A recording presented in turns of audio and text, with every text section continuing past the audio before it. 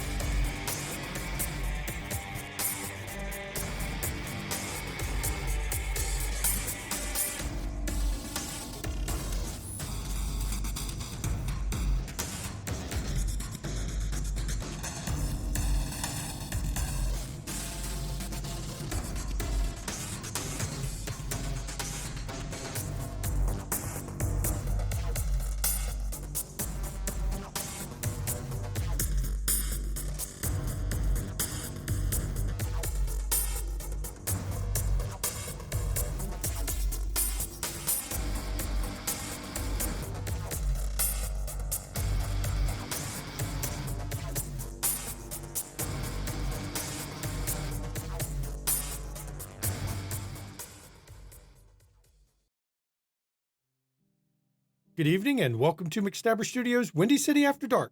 I am the storyteller, Shanky McStabber. And I am Mama McStabber in Twitch chat. You can find me on socials at Relindare. And I'll be playing Jacqueline Duran of Clan Ventru. Good evening. I am Ivy Raven, and I play Genevieve Schutz of Clan Gangrel. I'm Miriam, and I'm playing Roscoe Akers, Clan Tremere. And I am Brad, Timber Brad 411 in chat, and I will be playing Nicholas Bowens of Clan Hikata. And, well, last week, it was a whole episode of the Sires. That's Sires and Child, every which way. And we ended, of course, with Isabella taking a trip out to Indianapolis, and, well, we don't know what's happened to her yet. But I guess we're going to find out, because at the same night she went down to the club, I think is the best way to, for her club adventure, the same night that happened, Nicholas, you got a text. The text is coming from Primogen Naomi Stewart. And the text says, Dante's on the way to the club. Meet him, he'll take you. That's all it says. And then he'll text back, understood, much appreciated. Okay. And then Nicholas will send a group text. The escort is arranged. Meet up at the club. Jackie responds, be there shortly. Urian responds, on the way. I mean, Roscoe. Ginny responds with, didn't know you were into that, Nicholas, but I'll be there.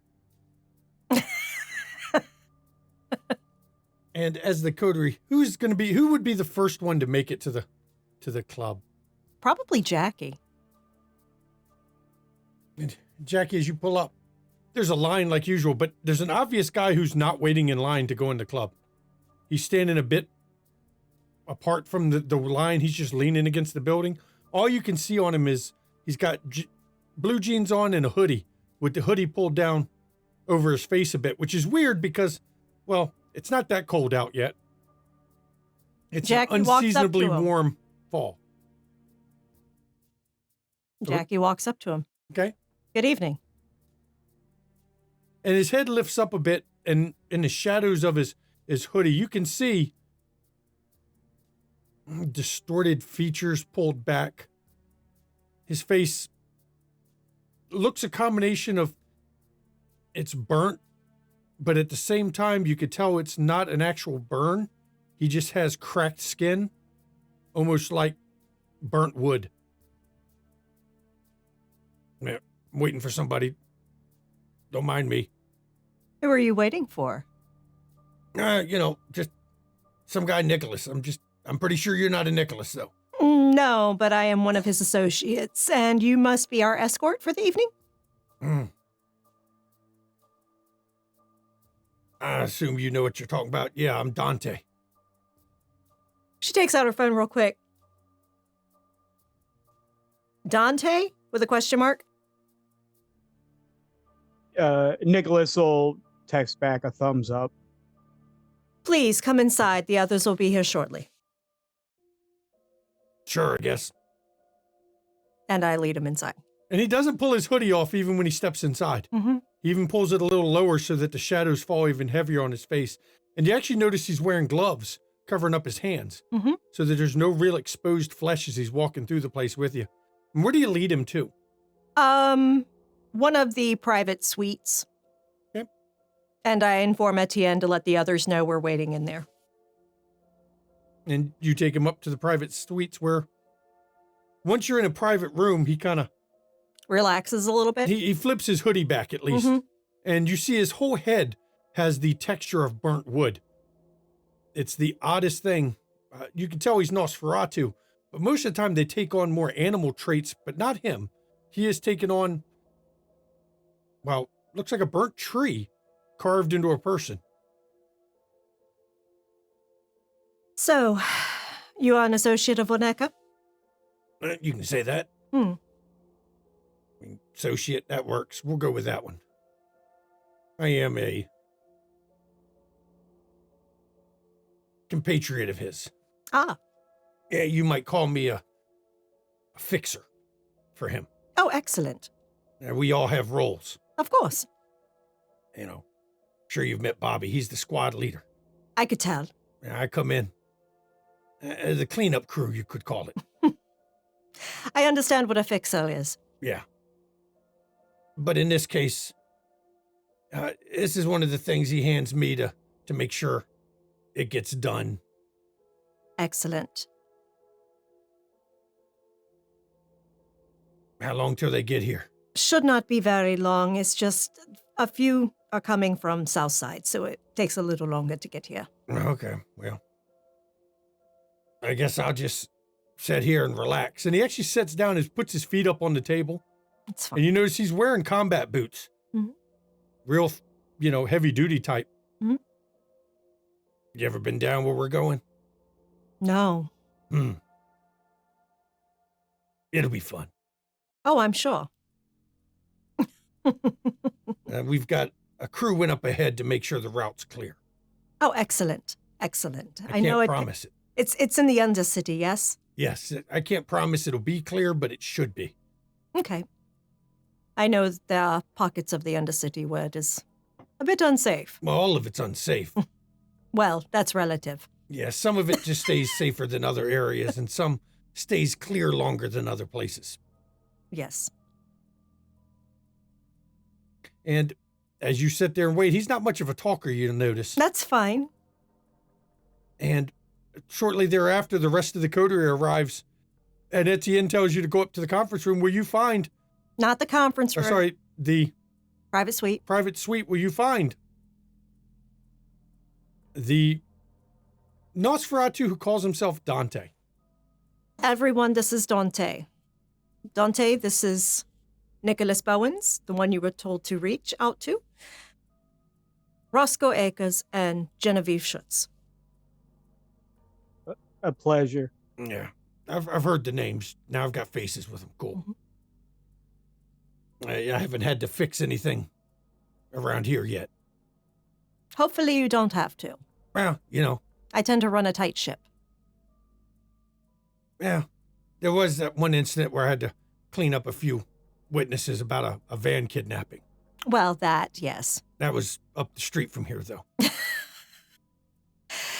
Well, shall we get going? Of course, I assume you're driving, Yes. because I'm not able to do the driving for this one. Sure. I'm not a driver. That's a different guy.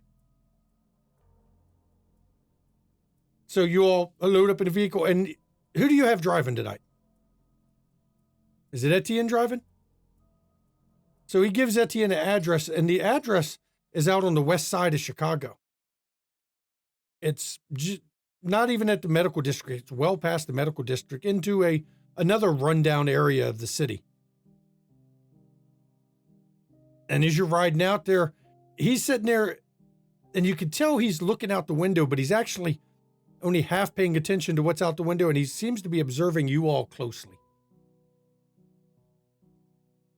Nicholas is at this point, like, he's got his medical bag sitting on his lap, and he's got the lid of it open, and he's looking into it, but he's not like reaching in or anything. And then he'll close it and occasionally just open it up and keep looking in. But he's not saying anything. He's just waiting to get there. Not much of talkers, are y'all? Actually, I was about to ask, what can we expect when we get there? We haven't been down there in a while. Once in a while, somebody goes by and checks the wards, make sure they're still working. Last we checked, they're still working. I got the key with me, so don't worry about that. What can we expect? Well, if we can get in there without any problems. Just a big open room. Well, chamber, cavern. Kind of hard to explain. You'll understand when you see it. Now, as I said, we haven't been inside it, so I don't know what you can find when we get inside. I wasn't part of this cleanup. I'm just the man tasked with checking the wards. Understood. Thank you.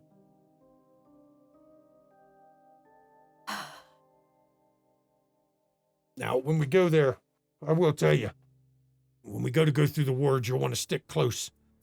The key I'll use doesn't deactivate them permanently. It's temporary. You'll stick close, we'll pass through, and then they'll be reestablished until we go to leave. When you say wards against what? Now, lupines, humans, spirits.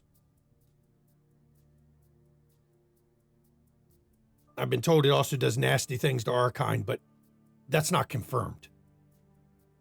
We haven't tested that one. We did test the other parts of it. Wasn't pretty. You'll see. Hopefully not. I'd like to have a look at some of those, particularly the spirit ward. You'll see them. Don't worry. You won't miss them. These are not the standard wards. My understanding is Nikolai was creative with how he did these. It's better to let you see it rather than me describe it. You'll know.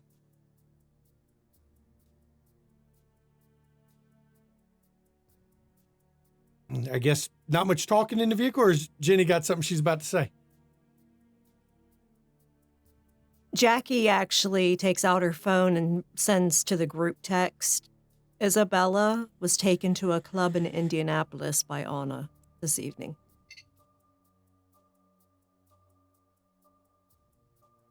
And she sends the photo of the club with her and Anna in front of it. So as you're sitting there, everyone's phone goes off. Mm-hmm. It's not obvious. No, just something that is a matter for us.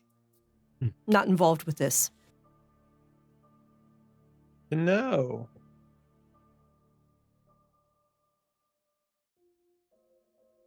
As you get closer, you notice Dante takes his gloves off and tucks them inside his hoodie. Hmm? Apparently he's got pockets sewn on the inside of the hoodie. And when he takes his gloves off, his hands have the same burnt look, but instead of fingernails, it's almost like long roots that extend out of his fingers. It is the damnedest thing you've seen. But they're very sharp tipped. And as he flexes his hands, you can actually hear him creak slightly. I have so many questions, but I don't want to be rude. Do you say that out loud? Yeah.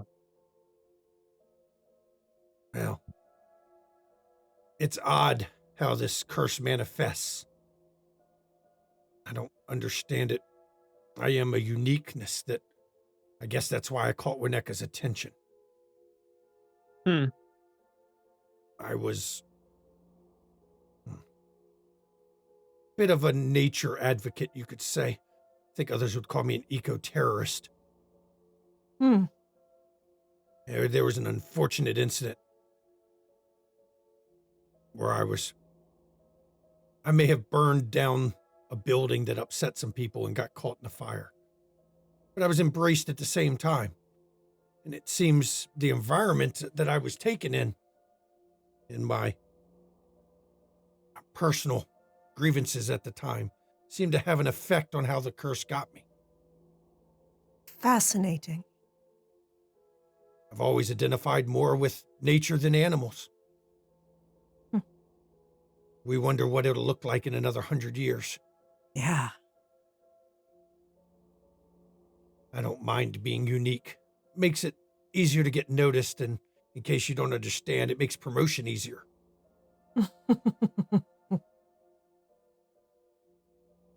Dante just seemed like a good name to take after that.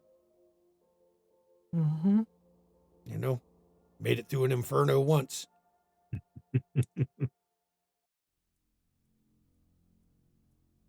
Thank you for sharing that with us. Oh, I don't mind. I get that look. That's why I wear gloves. Unfortunately, my condition makes it harder to pass among people. Mm-hmm. The kind tend to notice the hands before anything else. I can get by as a burn victim many times, but not when the gloves are off. Yeah. You know, we take what we got, right? Might even be useful where we're going. Maybe. Maybe. I've learned not to fear fire, I can give you that. Oh, Are you trying to say that you're a little stronger against fire now? Is that why it's creaky, or? I don't know why the creaking comes. I suspect my joints are damaged. But I don't fear fire like many of our kind do. I was embraced in a conflagration. Why would I fear it when I've survived it once? Does it make me protected? I dare say it doesn't. But I'm not afraid of it. We're old friends in some ways. Well, hopefully we don't find ourselves reunited with your friend. We shouldn't. Tonight. But it's the undercity. You never know what you'll find down there. I don't know, you all haven't been there, I'm sure. There are sections of the undercity where reality is wrong. Where the path you walk changes when you blink your eyes, when you look a different direction. It is most upsetting to normal people. Very odd to feel yourself walking on a ceiling when you know it's the ceiling, but it's still down. We shouldn't be going to any of those areas. They are generally stable. Generally.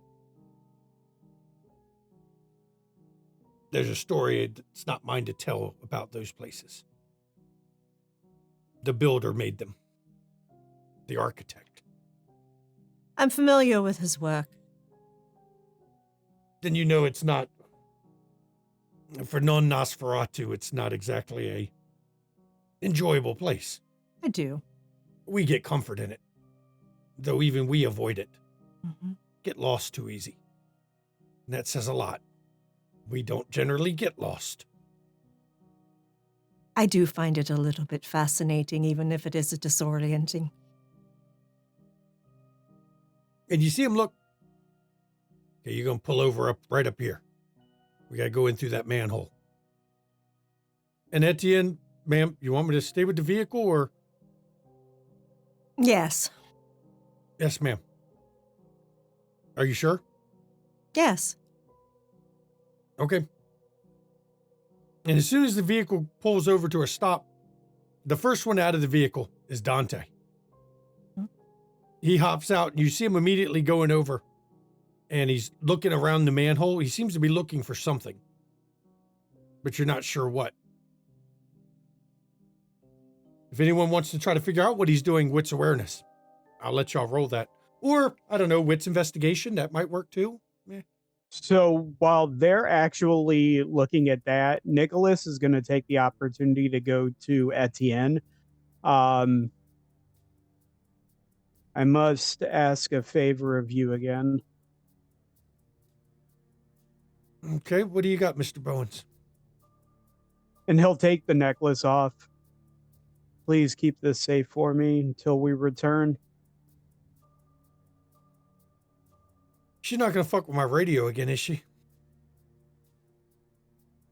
I promise nothing. She's always been strong-willed.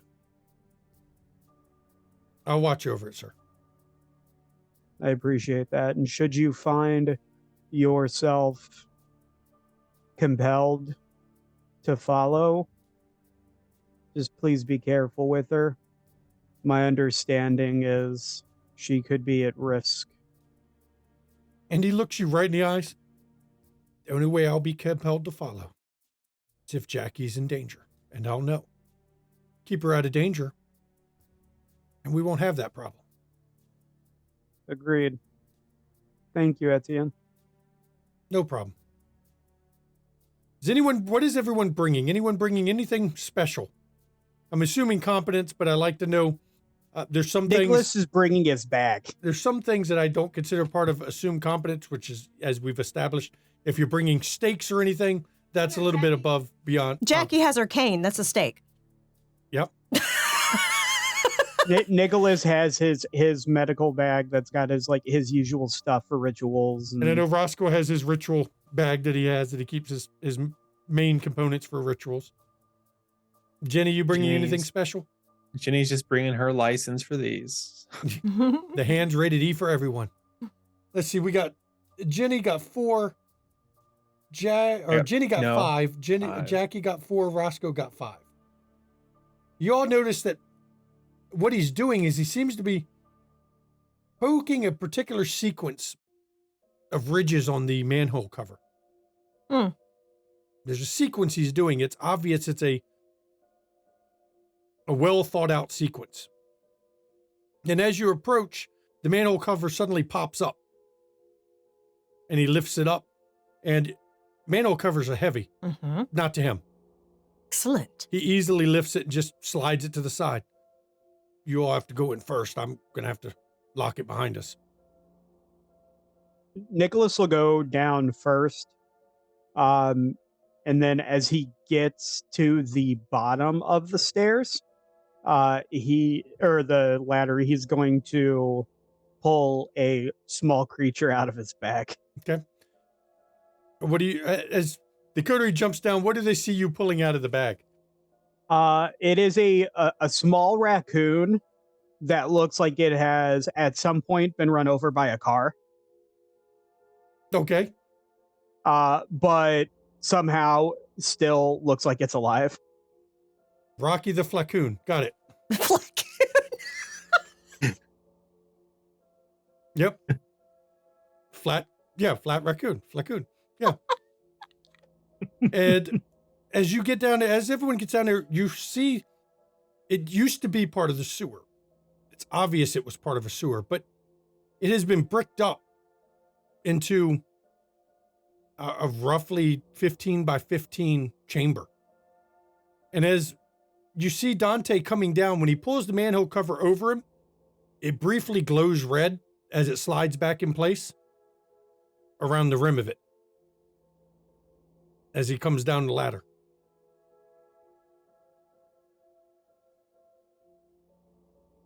Just a way to keep Jenny's- people out.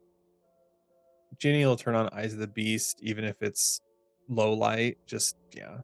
It's not lit, but it's not dark either. You don't understand where the light comes from. But the Eyes of the Beast help see it even more clearly. You can call this the, I don't know, entryway. This was thrown together by Nikolai to keep the one path in and out sealed. The hard part was rerouting the sewer. It cuts around this section where this is sealed off. That manhole's it. Since nobody can seem to open it anymore, no one tries. And funny how that works.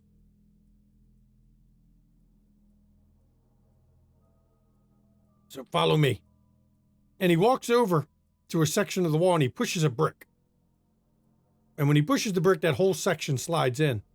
And beyond it, sloping down, it's not really a corridor, it's a tunnel. It is obviously a tunnel because you can see where it's been carved through ground, loose timbers, burnt timbers. Looks like residual pieces of floor. It's like it's been carved through collapsed buildings that had collapsed on themselves, and someone just carved a tunnel straight through it. And welcome to the undercity. Yeah, this was this Chicago fire. These timbers here. Those down there, you see that got the old marks. That's where the flood level hit. Water got up that high here. Some places it got higher than others.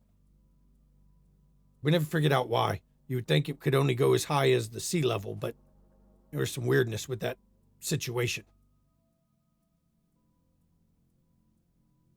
If you follow me, and he pulls out a flashlight to light the way. And you start heading down this tunnel. Now, you don't see any side passages, but you do notice that there's places where the timbers, they're more deadfall than tightly packed. And it would be very easy for someone to clear some, move some, or even bust through them in places. Because there's passages to either side that you see. Some look like side passages that were just deliberately blocked over with deadfall. Yeah, be careful of the side passages. That's where they normally ambush. I think of them as trapdoor spiders, but Nosferatu versions. Okay. Yeah, the deadfall is deceptively thin in places. Understood. And as you walk by one, you see him take his hand and he just punches towards it and his hand goes right through. See? Old wood. Mm-hmm. But like I said, we sent people ahead. Should be clear. And as you're going down it, you hear the drip. There's strange sounds, though, that seem to echo through these side openings that are not fully open. When I say odd sounds, shuffling, scraping, sometimes the chitter of a rat, sometimes something much bigger moving. It's obvious that there is life down here, even though the tunnel you're in, I mean, there's no dust because it's a dirt floor. And you see nothing on it, but it's clear that you're in a teeming area of activity. And it is steadily going down. Now, there used to be a lot easier ways to get to this place. Unfortunately, now they all got closed up, so we have to take this route. And you get further and further down until you you see water up ahead. And it's only a couple inches deep. I think. It's been a while since I was here. Wits awareness, people. Wits awareness. Instinct supply? Sure. Concealed objects. Definitely. I rolled the wrong thing. Okay. Yeah, art history, I don't think is going to work for that one. I clicked the wrong thing. Though it would be interesting to have Jackie's art history reviews of this place. That's 4. 4? Wow, Nicholas, you got 7. Very nice. With a crit. With a crit. Nicholas sees all. Nicholas, you see, the water does not appear to have a current in most places. But then you notice small, tiny little eddies in the water in 2 or 3 spots. Like something is in the water disturbing the flow? Or something is pulling water down in 1 or 2 spots, though you don't know where it would be getting replaced from because the water doesn't seem to be moving. But there does seem to be eddies in 1 or 2 spots. Nicholas will lean down and pick the raccoon up Okay? and then ask Dante, should we be concerned about those? And he'll point them out to him. Yeah, you should be. Those weren't there last time. What are they? I don't know. Looks like the water's dropping there. Openings? What's below us? Undercity. More undercity. He starts looking around till he finally finds a big board. And he yanks it out of the wall. Y'all might want to stay back for a second. He walks over to the eddy, near it, and he takes the board and he holds it over his head and he slams it. Impressive. Slams it down into the eddy. And there's a big splash. And then something jumps up from where he hit. It obviously was human at some point. But it's not now, it's twisted. What's everyone's actions?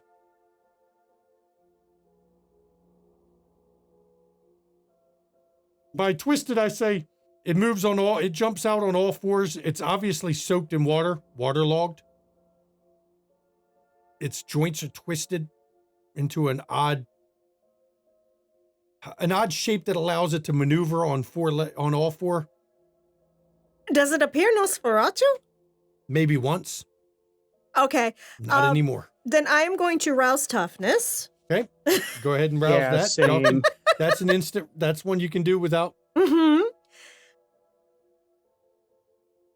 And then I'm going to engage with my sword cane.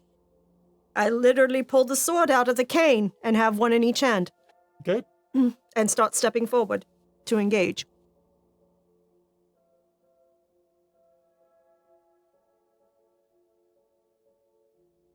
And Nicholas, as you get hungrier, your beast doesn't speak, but you feel a chill of death at the moment. Mm-hmm. And it runs right up your spine. You are in an area where the dead do not seem to like you being here. You can feel it. Your beast is almost warning you of danger from the dead at the moment. It's an odd thing for your fantastic. beast to do. What did Jenny rouse? Feral weapons. Okay. So what is everyone doing? And Jackie's engaging. We know what Dante's going to do. Nicholas is going to take a step back Okay. because he has no immediate way to do anything about this. Okay. I was gonna say, Ginny's only gonna try and get ahead of Jackie just so much as so that she can try and grab it, and that's her kind of plan. So she can kind of be like, so she can take advantage of her pack tactics. She's gonna try and grab. My plan is to try and grab it. I'm not saying it's happening right this second. I'm just letting you know she's actually gonna try and get around Jackie as she rushes at it. So Okay. And Nicholas or Roscoe, what are you doing? I'm gonna be pulling out my knife. You gonna invoke your blood sorcery now? Probably should just to have it done. Okay. So it's a rouse check for balls caressed as you poisonate your blood. Make it a highly toxic substance. And as this thing jumps out, Dante immediately reaches for it, throwing down the...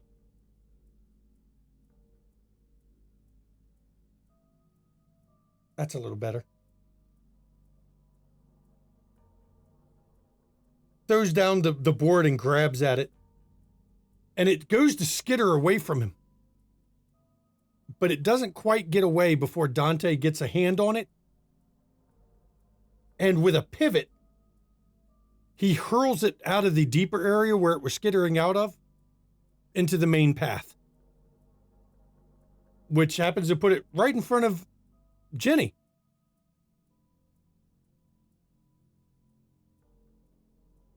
Okay, well, then I'm going to roll a Dex Brawl.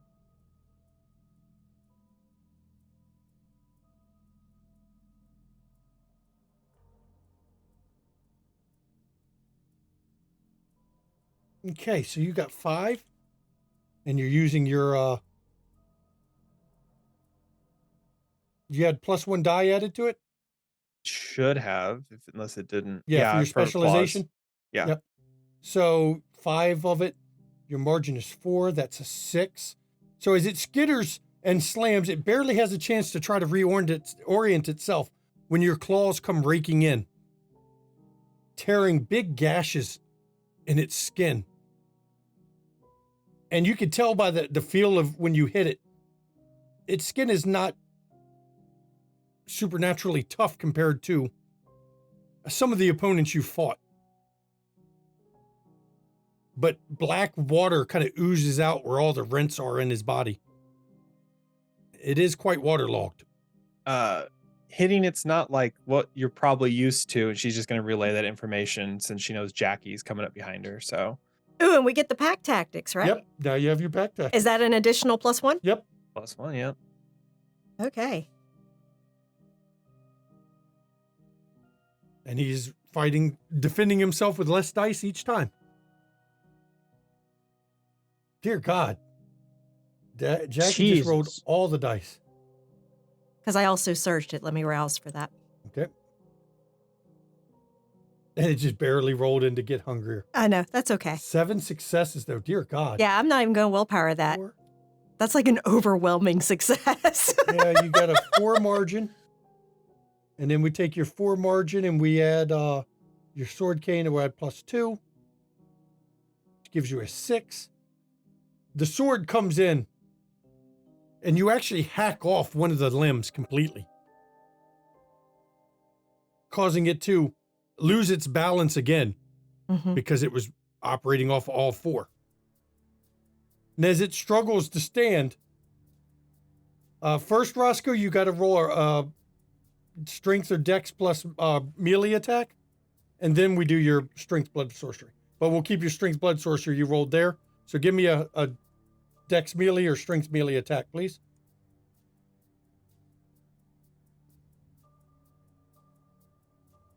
This poor thing. And Roscoe, with it struggling to rise after losing a limb and causing it to tumble, you actually, even with only 2 successes, you managed to connect with your blades. Now I've got to roll his defense against it, which is not very good. Yeah. Roscoe's blades come in coated in a black ichor that seemed to seep from the wounds when he sliced himself with the weapons.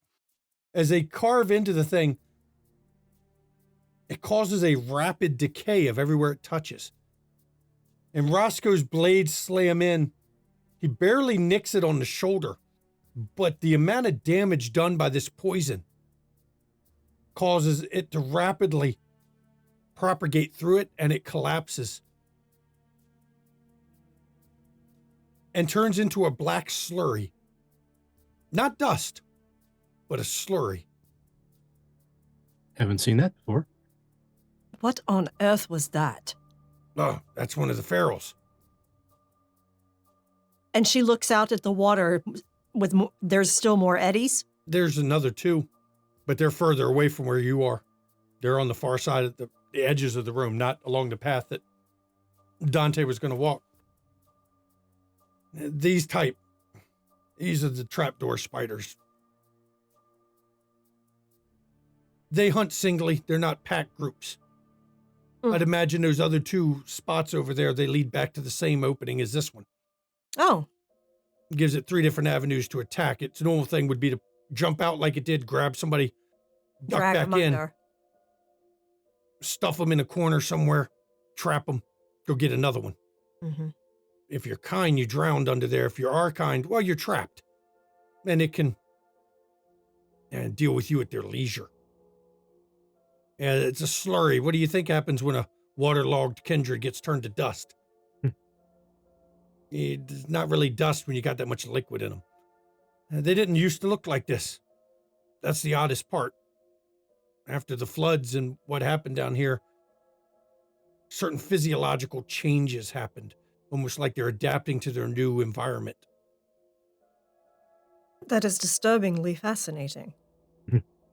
Yeah. Agreed. Yes. Yeah, we've had questions about it. Mm-hmm. It's not normal. It's magical in nature for sure, because, I mean, normally our forms are set when we're embraced and we just kind of get uglier. Not Jackie's that. dipping her sword in the water to Clean wash it it off, and then she takes a handkerchief out of her bag and wipes it down and puts it back together. I'm just glad it was these. They hunt alone. There's shit down here that hunts in packs. Hmm. Fantastic. Yeah, when you see 4 or 5 of them with them skittering up the walls and crossing the ceilings and the floors coming at you, it's a whole nother feeling. All right. I'll keep that in mind. It's a good idea. But let's keep walking. We're going to keep going this way. Yes. Yes, please. And as you walk across, the water's about maybe 4 inches deep where you're walking. Though after it burst out, the eddy kind of disappeared, but the others didn't. So water is flowing somehow through this section. But when you get to the far end, there's a doorway. Now the door is waterlogged. It's soaked. You can see it's almost bursting in the frame. But Dante pulls on it, tugs it free, and it, with a sickening kind of a slurping pop almost, it pops free of the frame. And you're in a drier section on the far side that continues down deeper.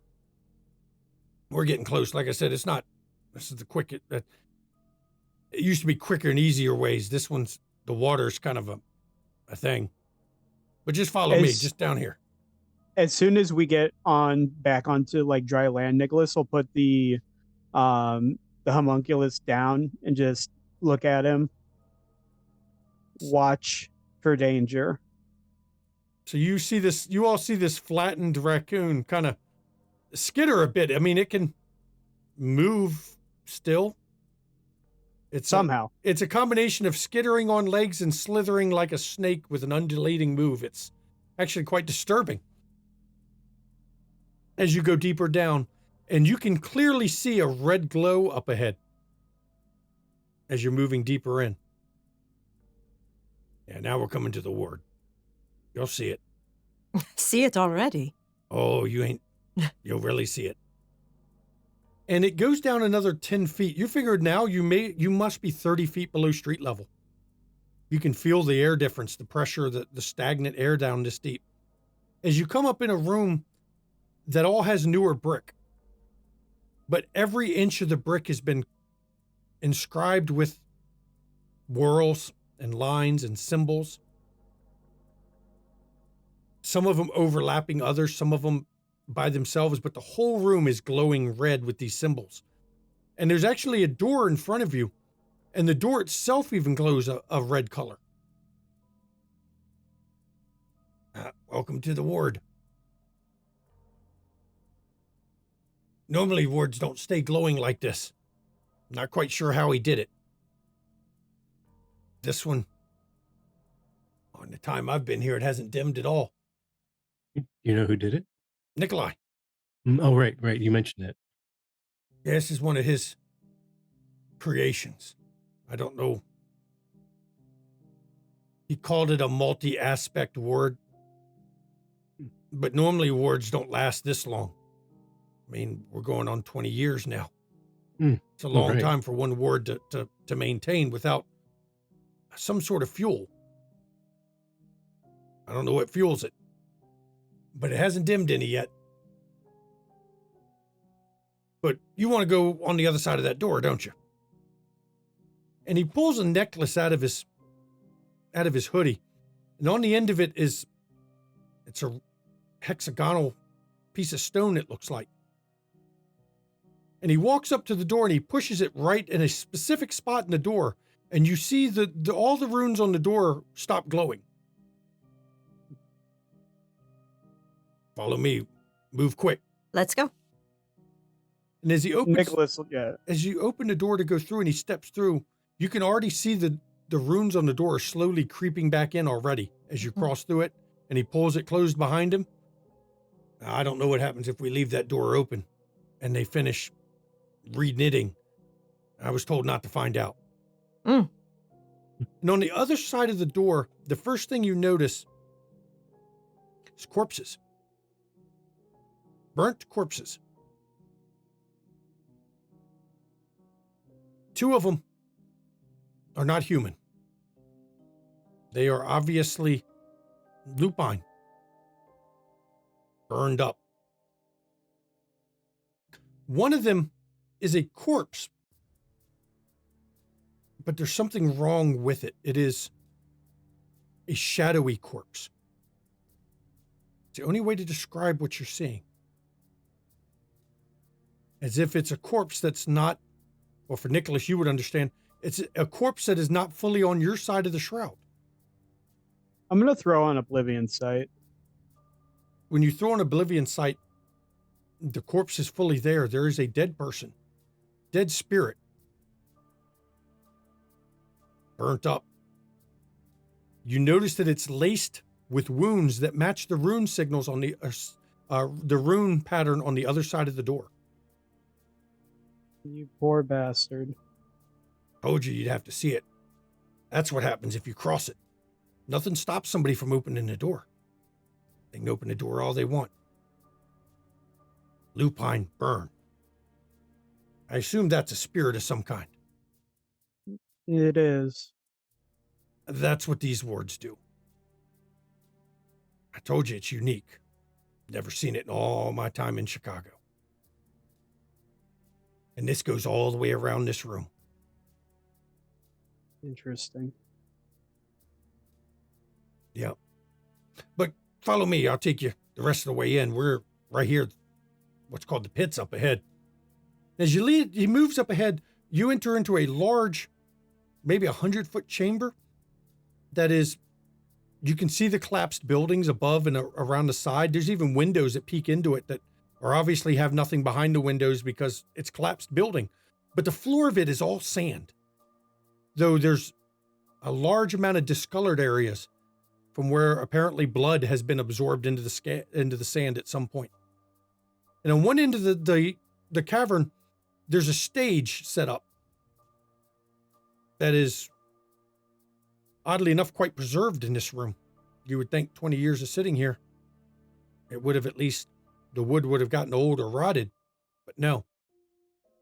Well, welcome to the pit, or some called it the grotto.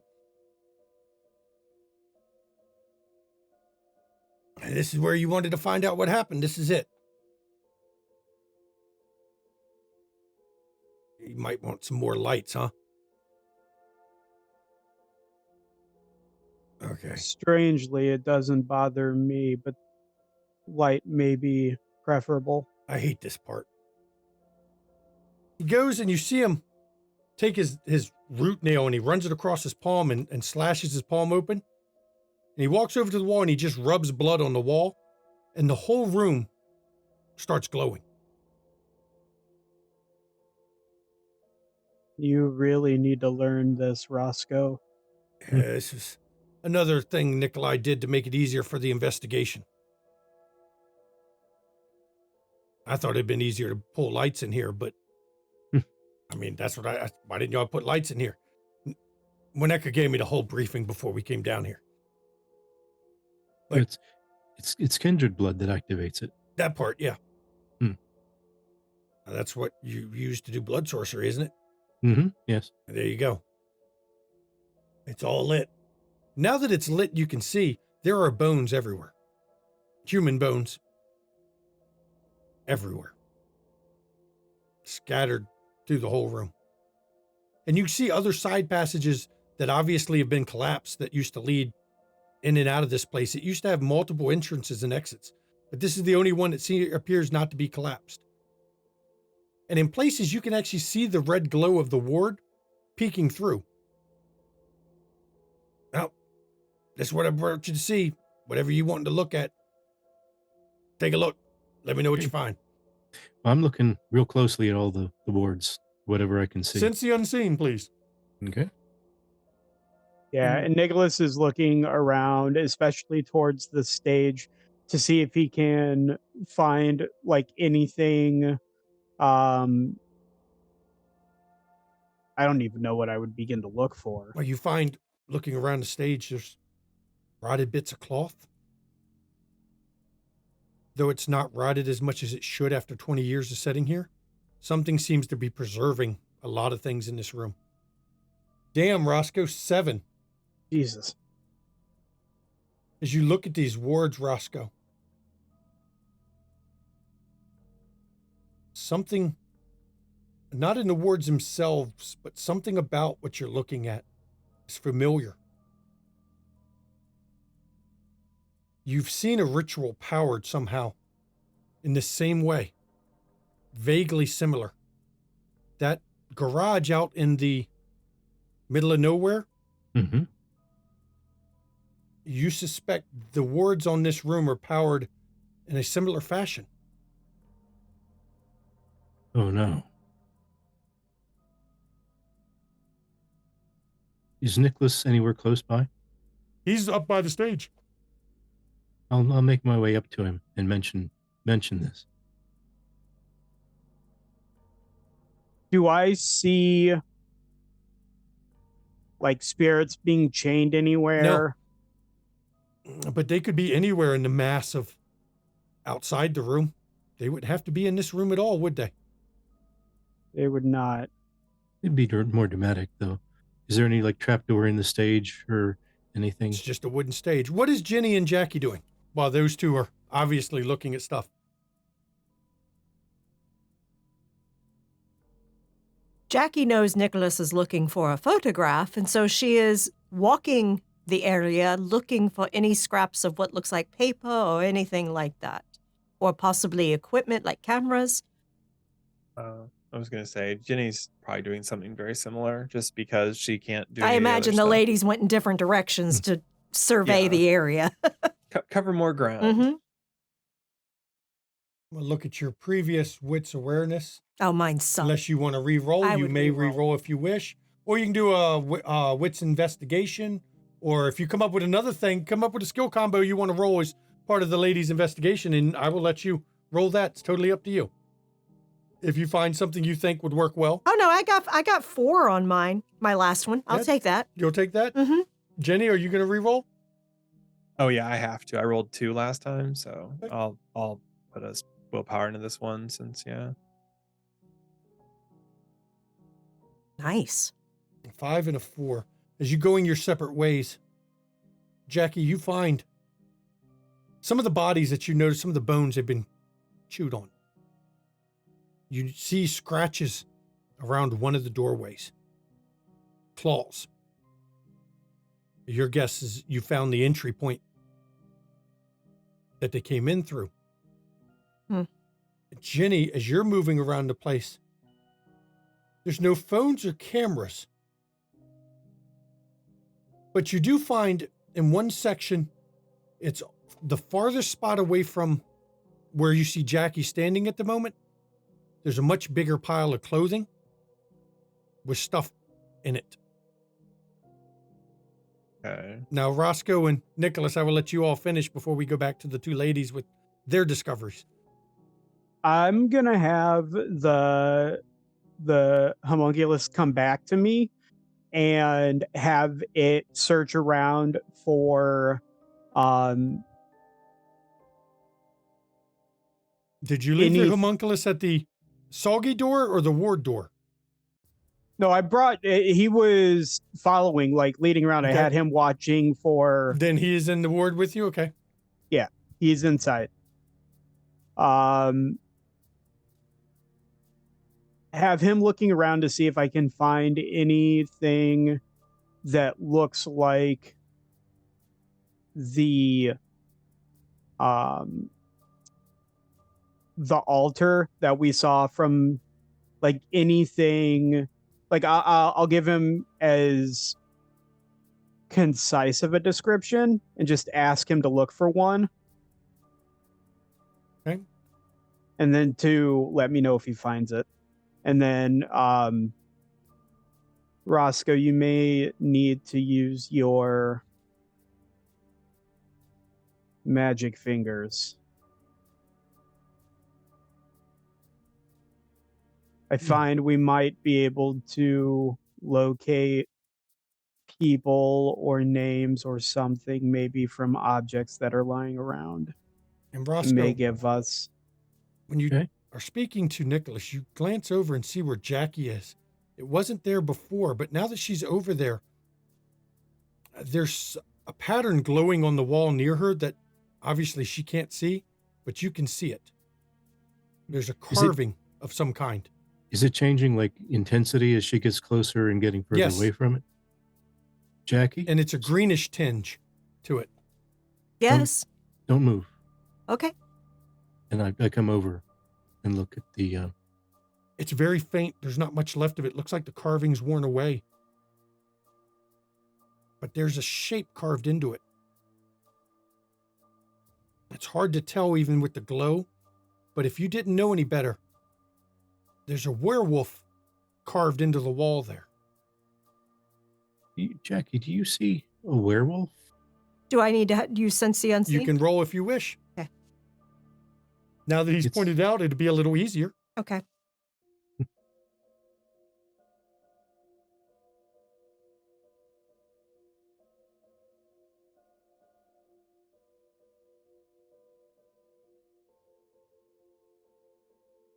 Well, I got 3 successes.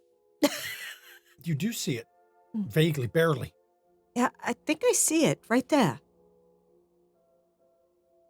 What is that? I'm not sure. Although I noticed that when you were walking by it, it got brighter as you were closer. If you wish, Roscoe, you can spend a few turns and roll intelligence occult, studying it. Okay, I'll do that. Okay, then that's what you're doing for a little while. You can do Okay. your intelligence occult roll now, while the rest. I will assist him with Okay, that. then that'll give him an extra die. Yeah, because Jackie's going to be like talking it out, like looking at it and talking it out while he's doing that to basically try to brainstorm it. Nicholas is going to stay a reasonable / smart distance from everybody and let his servant do more of like the peripheral searching, just because, yeah, if Roscoe's telling people to stop moving, he doesn't want to get far away from the group. And Roscoe, you gonna willpower that one? Yeah. Mhm. Jenny, are you gonna examine the piles of stuff? Yeah, Ginny will start picking through it, seeing if she can find anything even remotely useful. Okay. So Dex Athletics. Ooh. okay. Oh. That's Not for you, Roscoe, for her.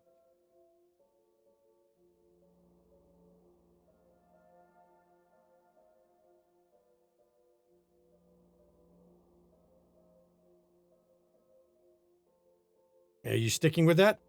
yeah, I'm taking my punishment. As you're picking through it, there's bone in the pile, there is clothes, and as you're digging through it to find out what's at the bottom, because you can tell there's some lumpy things towards the bottom, you swear one of the claws moved and scratched you. But the scratch burns. Take 1 aggravated wound as this claw moved on its own. But what you find at the bottom you do find a camera. It's cracked and busted, but it is there. She pulls it out of the pile. She's like, son of a bitch. Yeah, I found a camera, but also some of this shit moves. And she's kind of, holding the back of her hand where it scratched her. In that spot, you're kindred. You don't have to worry about infection, but it does have due to the severity of the wound, there's a slight necrosis to the wound already, which shows that's why you took it aggravated. Fucking fuck.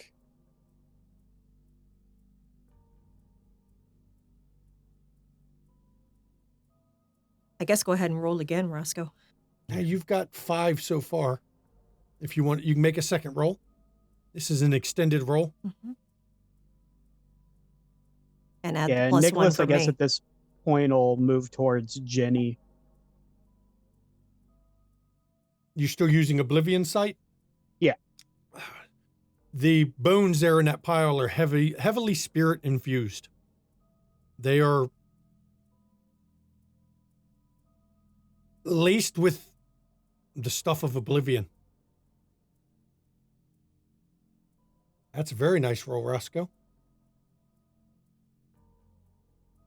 As you're studying it, Roscoe, come to realize the carvings in the channel there used to be much deeper. They are slowly wearing away. But you also realize that this is the markings, not the object, but is the markings of an object. You are standing in a site where nature is very powerful. But something is slowly siphoning the power away.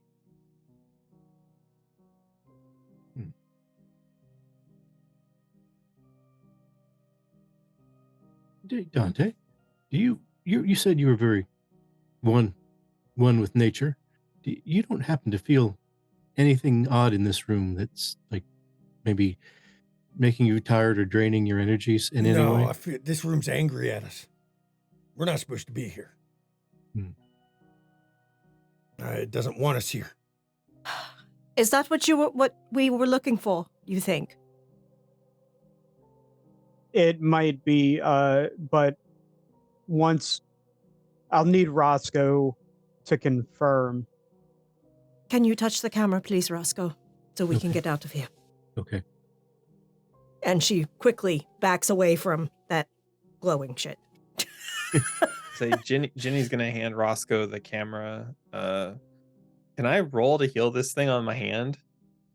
3 rouse checks to heal an aggravated wound, but yes, you can. Fuck it, I'm gonna do it. I'm gonna do it while they're doing their thing.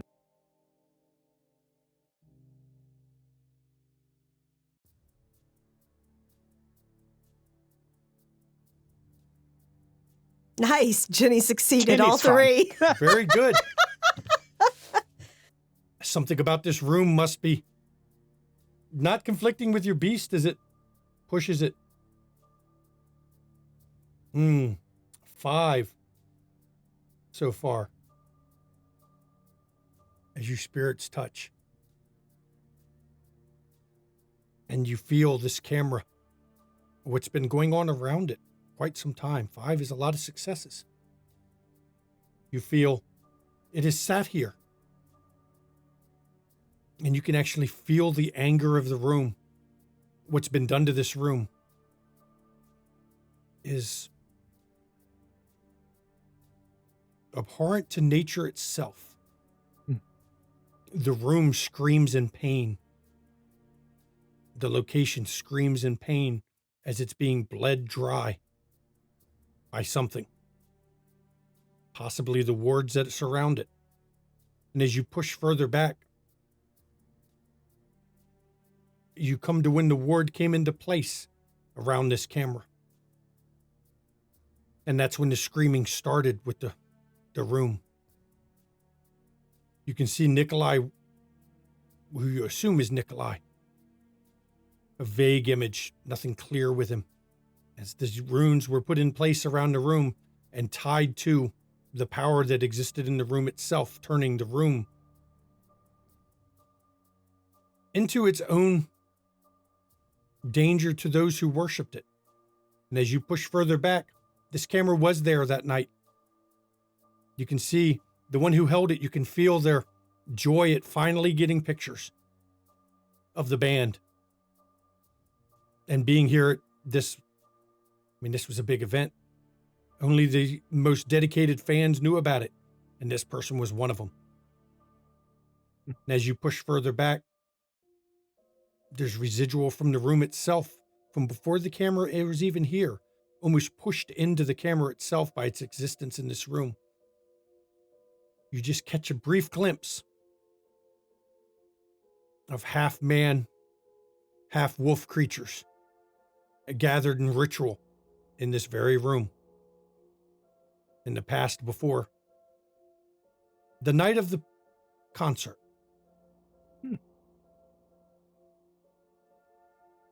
Well, the camera has quite a lot to say, actually. I believe to make it a short story, I believe this is what you're looking for, Nicholas. Perfect. We should leave. We really should. The room is not just angry, but it is screaming. When I don't hear nothing scream, but I know it doesn't like us. Before we passed to the ward, it was the spirit energy here is violently angry. We need to leave. Yeah, we do. And as we're leaving, I'll relate the rest of the details about the half men. I'm going to ask, do you share that, or do you wait until you're not with Dante?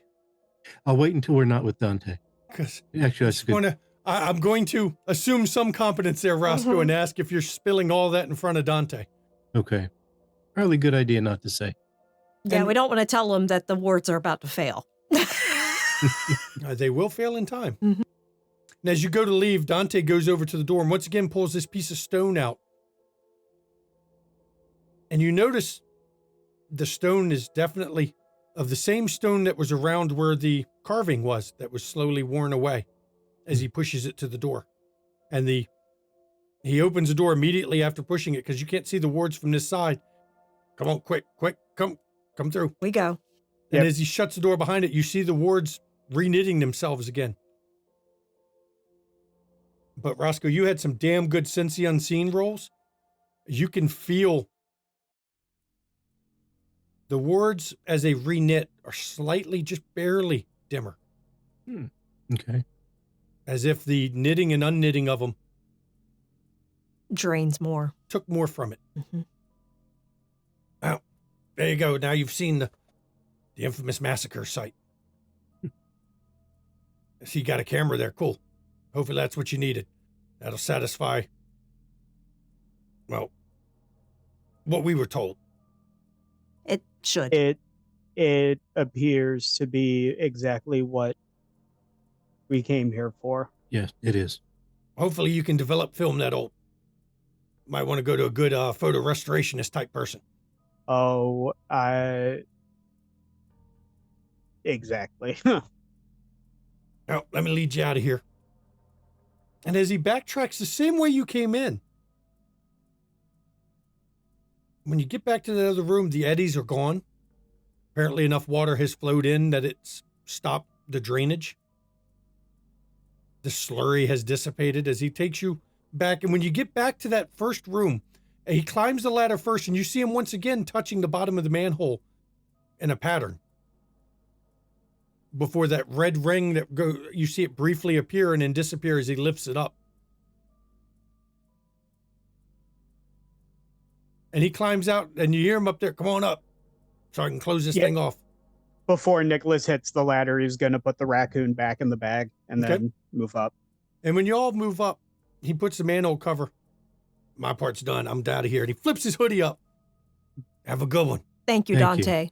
Yes, thank you for Dante. your service. I'm sure I'll see you around. Got a nice club. Might have to pop in. Excellent. I'll wear gloves. And you see him pull his gloves out of his hoodie, out of the inside, and pull them on his hands. And he walks down the street. As Etienne is immediately out of the car. I lost you for a second there, ma'am. Yes, Didn't feel you at all. That's weird. those wards was something else. And Etienne opens the door to let you all get in. We going back to the club? yes, Yes, ma'am. And as he drives back to the club, I turn it over to the players.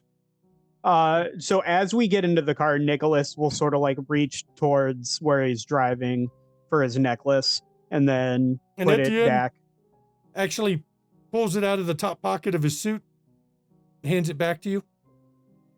Thank you for keeping her safe.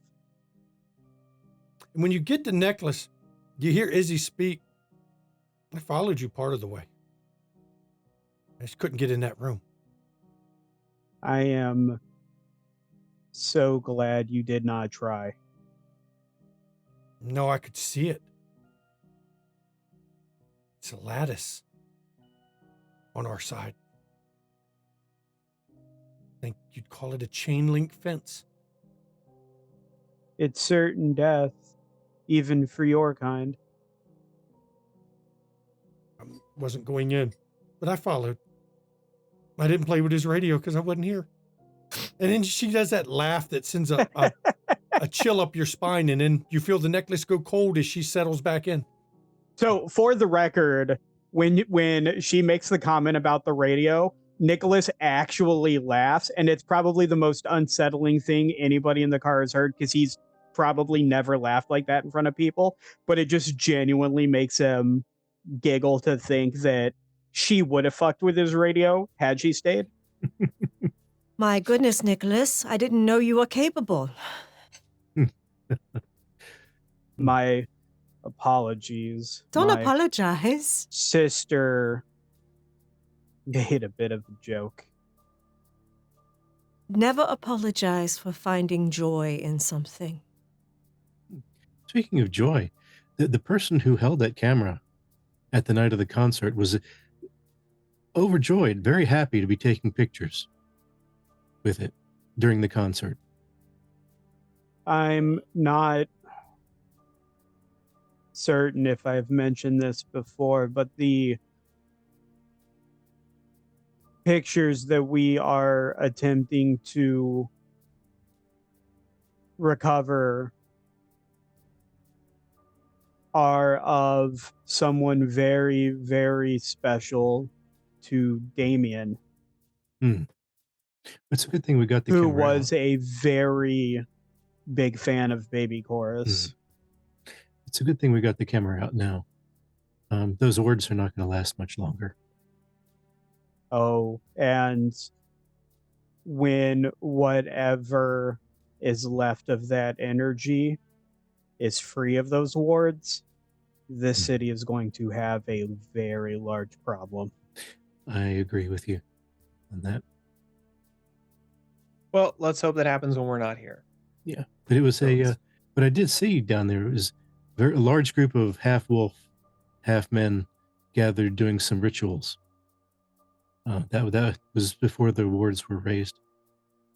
Nicholas, I'm sorry to interrupt Roscoe, but Sorry. would you mind if I handle getting the photos developed? Because I am able to make sure it is secure. I was going to ask if one of you had better contacts in I this do. area than I do. would greatly appreciate it. Thank you. And I know that money isn't an object, but if there is some sort of compensation required, please let me know. Understood. It'll likely be a favor exchange, and I will let you know if I feel like you owe me for it. Agreed. So. Yes, And Nicholas, I know that this whatever is... Was that a holy site for the lupine? Most likely, yes. Like what happened in The Milwaukee? The last time I felt something like that was when those spirits were chained to that altar. They're using some sort of spiritual energy. And that's probably, if it's a holy site for the lupine, it's probably pissing them off, which is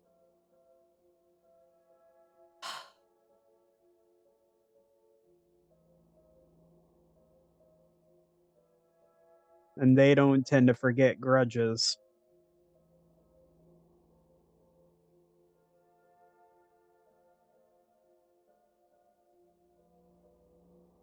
Now, do you see why I say this could be a problem? Well, hopefully I take care of Milwaukee before then. Then it is no longer our problem. Because I will take every single one of you with me.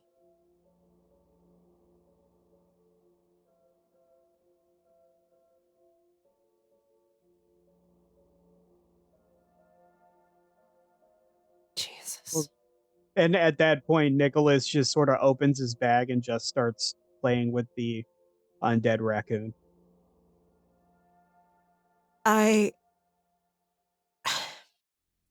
Forgive me, Roscoe. It is not against you personally, but goddamn Tremere always... They don't think through the consequences of the power they gain. I do think they think through. They just don't care. That's even worse. Mm-hmm.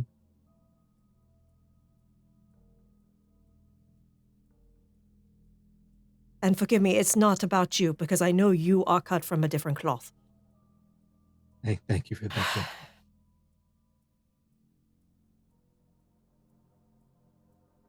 For whatever it's worth, Roscoe, you are certainly the least Tremere I've met. Thank you very much for that, Nicholas. No, he is what they should be. That's going to be dangerous talk, Jackie. Next thing you know, I'll be heading up the Presidium. No. No. You will be my happen. warlock. Agreed.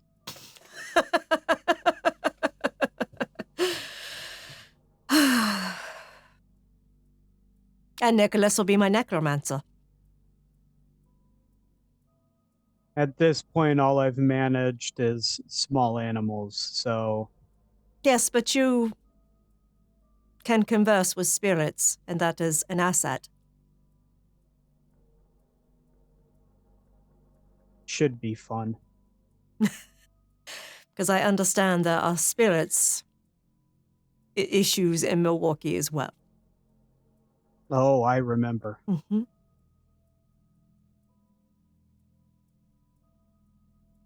And Jenny, I'll let you run amok and knock skulls around. Look, And make money. I was gonna say Milwaukee seems great, but If you don't want to oof. go, you don't have to. Who knows? We'll see. We'll see when we get to when we cross that bridge. Yeah. Hopefully the pictures are on there, because Ginny makes a play of like rubbing the back of her hand. Whatever the fuck was in that pile of clothes there really got me. It's the So Nicholas, I would have figured by this point would have dropped Oblivion Sight. I'm gonna turn it back on real quick and look at her hand. Is the necrosis still there? No, but she has a very faint scar line. Kindred are only scarred by one thing. Well, two things technically. Sunlight and lupine claws. Oh, thankfully, it seems the lasting damage is done. However, you may have a souvenir. damn. Guess I'll never get to be a hand model. That spirit that is fueling the wards must be very powerful. And very angry. Yes. I wonder if it is similar to the one that's in the lake. It's a good question. Huh. As the coterie heads back to the club. Right here, everybody. We're going to go to break. We will see everybody after 10 minutes as we find out the rest of this coterie's evening. See you in 10 minutes, everyone. Enjoy the break.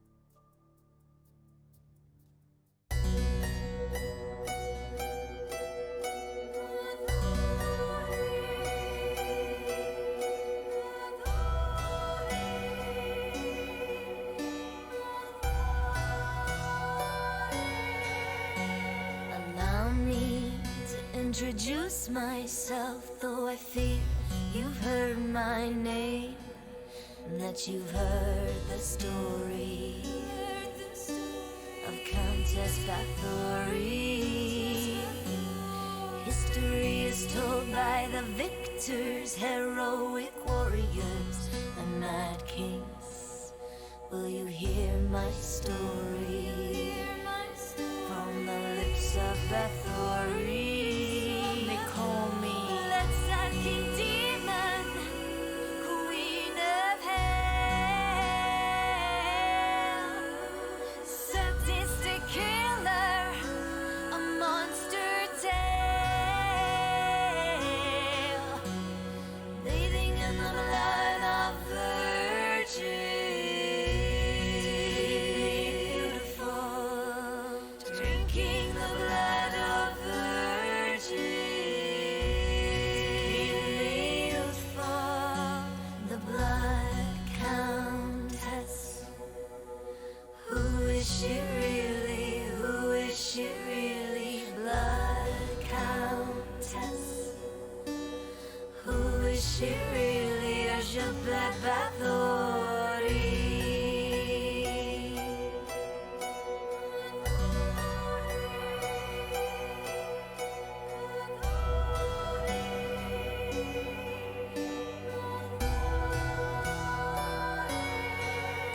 I was very wealthy and powerful, a widow with political rivals keen to destroy me and take my property. My plea was never offered, all my confessors were all tortured, or how they destroyed me for my property. They put me up, shut me up, shut me up, put me up, put me up, shut me up, and told a story of a bitch called Bathory. Let's that King Demon, Queen of Hell, sadistic killer, a monster tale, bathing in the blood of virgins, beautiful,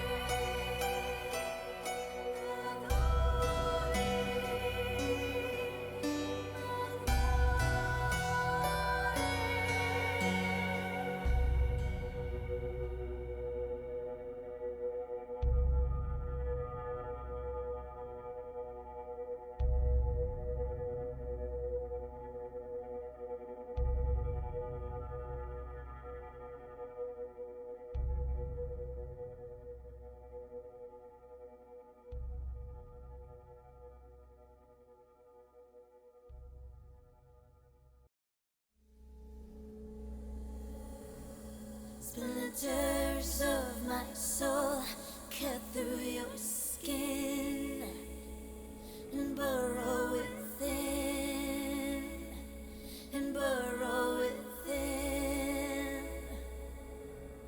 Splinters of my soul cut through your skin and burrow within, and burrow within.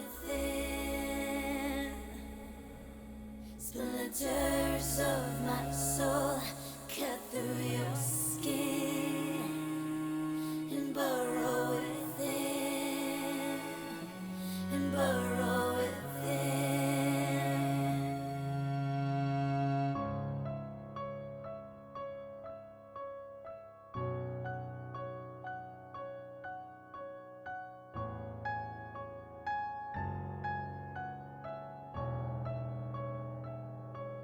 I've always been the hunter, nothing on my tail.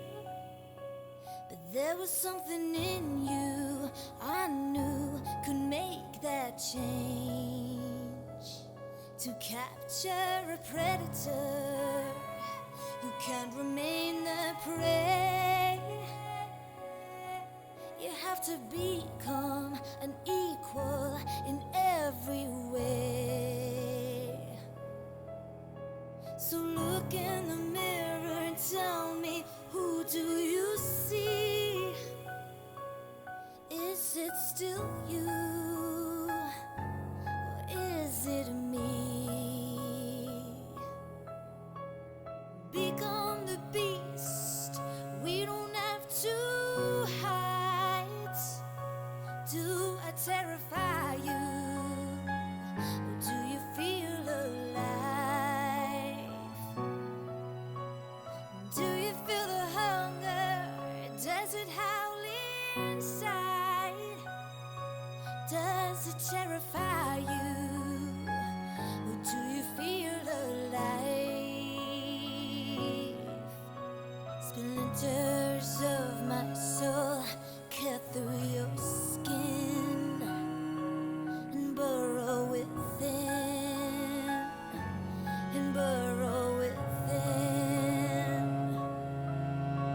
Splinters of my soul cut through your skin and burrow within, and burrow within. So embrace the darkness, and I will help you see that you can be limitless and fearless if you follow me. We are the lions in a world of lies. We are the predators, the hunters, the hunters, the hunters. Become the beast. We don't have to hide. Do I terrify you? Do you feel alive? Do you feel the hunger? Does it howl inside? Does it terrify you? Or do you feel alive?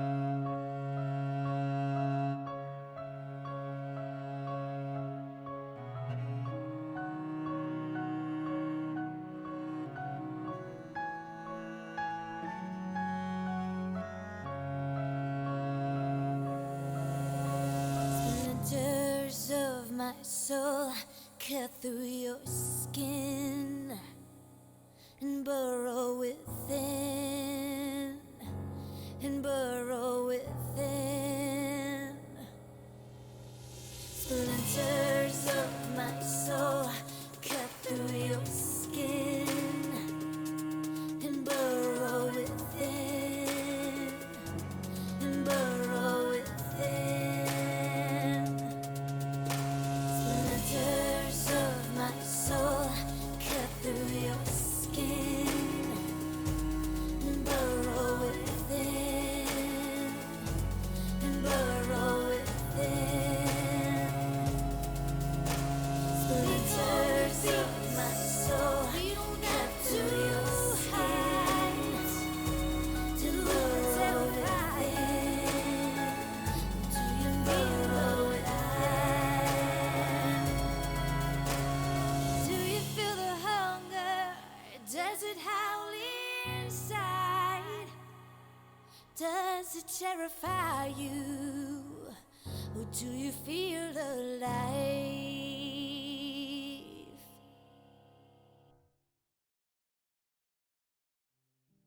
Welcome back. Before the break, Nicholas and the coterie went down to finally see the pit, infamous site of the start of the last major lupine war. Well, they found out some pretty fucked up shit, to be fair. Some really fucked up shit was going on there. But as we pick up, the coterie is just pulling back into the garage at the club. And I turn it back over to the players as they're pulled back in the garage. Roscoe, could I speak with you just for a moment before you leave? Certainly. Okay, thank you. Have a good evening, everyone. You as well. Thank you again. For your Yes, help, and I will everyone. take care of getting the photos developed. Roscoe, I wanted to thank you for instructing me on how to craft rituals, Oh, to of course. experiment and do that. Because I was fascinated when Dante put his vitae on the wall. I'm like, I could see utility in that with the snakes. Really? Oh, yes, because if one little bit caused it to just glow, what if I added more? Might get pretty bright. Might get pretty bright. So I'm gonna play around with that and see if I can't accomplish something. Okay, that sounds great. I'm glad you seem to pick it up pretty quick. Oh, So thank you. I think you'll do well. Yeah, thank you. I don't expect I'll do many things with it, but I feel like I need it to further expand on some other things that I will utilize. So we shall see. Okay. But thank you No. so much. Oh, you're more than welcome, Jackie. But if you have any more questions, please ask. Oh, absolutely. Whenever. Absolutely. I appreciate it. You have a good evening, Roscoe. All right, you too, Jackie. And as the coterie goes their separate ways. And with the coming of the dawn, you sleep the sleep of the undead. But when you wake from your day sleep, you notice on each of your phone is a text message. It just says 911 Isabella's Brew Pub. Now, none of you know Emilio's number, but that's pretty obvious that there's a problem. You need to go there. Nicholas will reply, on my way. Jackie calls the number. Emilio answers. What is it, Emilio? Isabella's missing. I need y'all to. Okay, I'm We on need my to be way. there. I'm on my way. And she hangs up.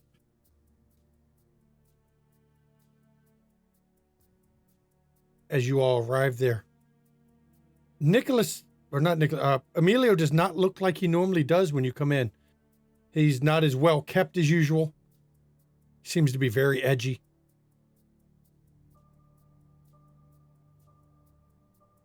She's gone. What happened? Her and Honor went to that club. I was outside watching the car, letting the girls have their night. Started getting close to dawn, club closed. They didn't come out.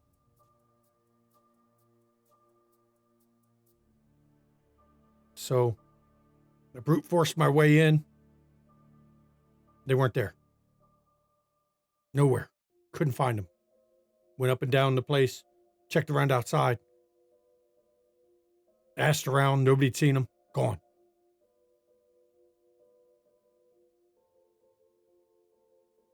I haven't slept. I've spent most of the day trying to find something. But knew I can't find her. So I had to come back and get you all.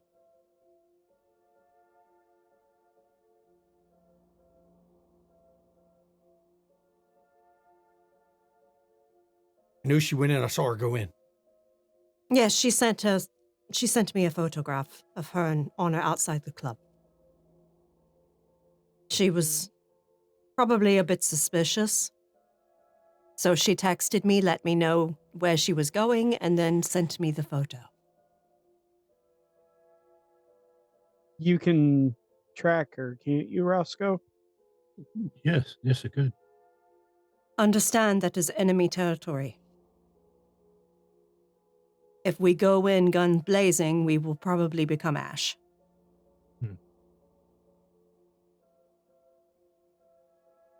We need to send in eyes and ears first.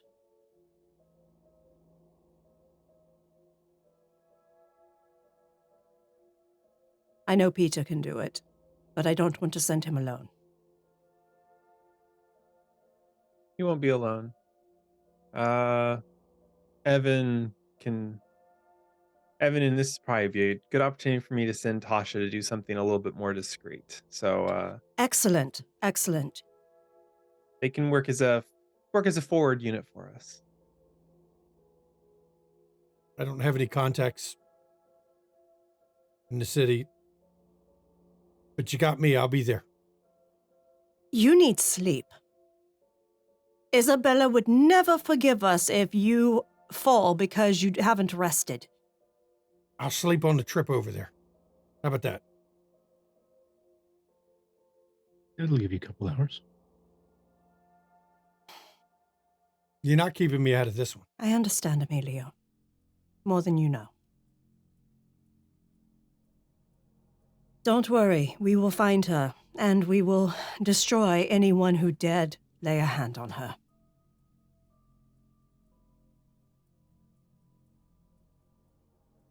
And so help me, if Honor was behind setting this in motion, I will destroy her myself. Yeah, I don't know. I don't even know how they got out of the place without me seeing them. Oh, I imagine there was a back way. Or underground.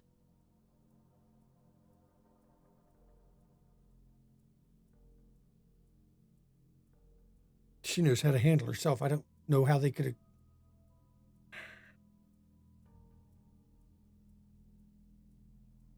The Setites are trying to create a theocracy there. Always expect the unexpected with them.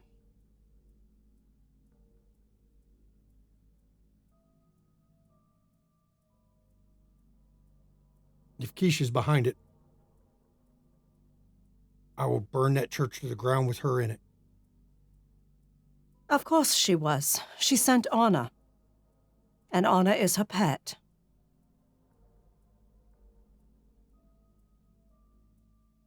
I will burn that church down. We will do it together. And if she's not in it, I will burn that city down until I find the building she's in. We will do it together. All right. Try to get a little bit of rest here while we coordinate our ghouls to get assistance with you, okay? And he writes down an address. This is where the club is. Okay. I will send Peter by to pick you up on his way to... You want them to meet up at the hotel or the restaurant, Jenny?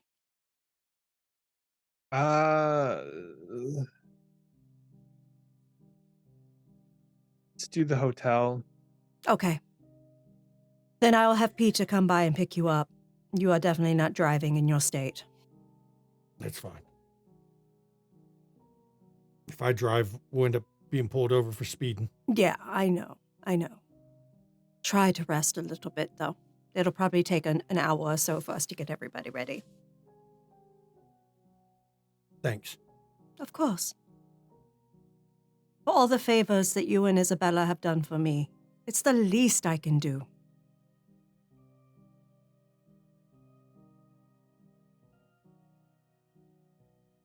And- Besides, it was before your guys' time with the group, but an attack on one is an attack on all. Absolutely. We showed that with Lamar's little friend, so why would we do less for this? Plus, it's Anarch territory, which means Fair fun. game. Yeah, I know it's stressful, it's frightening, but there's got to be a plus side somewhere. So You sure that bitch Amelia's not behind this? I highly doubt it. I suspect she will be indisposed for a while.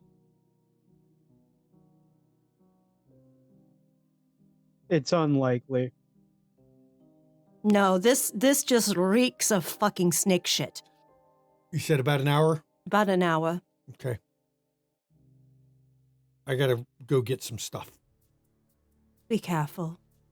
Oh, I will. I've just got to go to one of my storage units. Okay. I need some equipment. Okay. I'll have Peter equipped as well.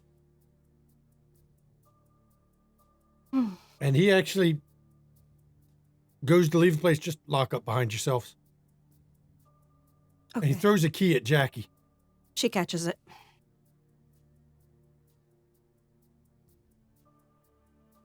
All right.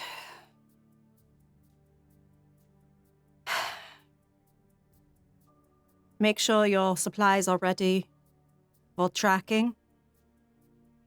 After we send our forward group to investigate some, we'll be heading out there tomorrow night.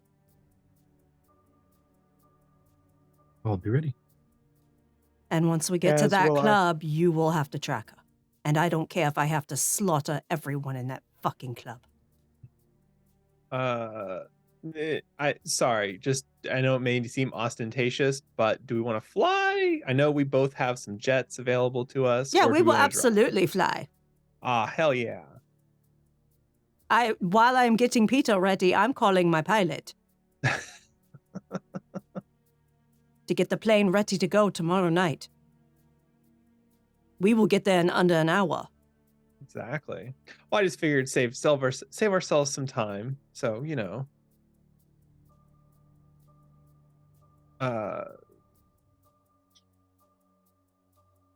yeah.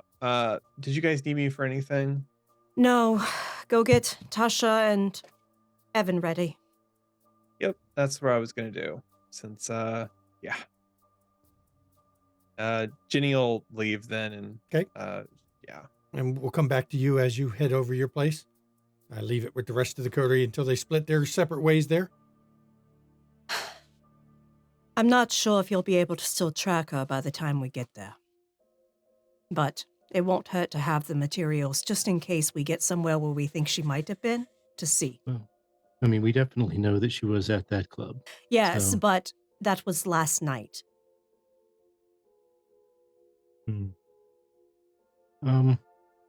How would you feel about me heading out as an advanced party? Just getting there in a couple hours. Make sure we can track her.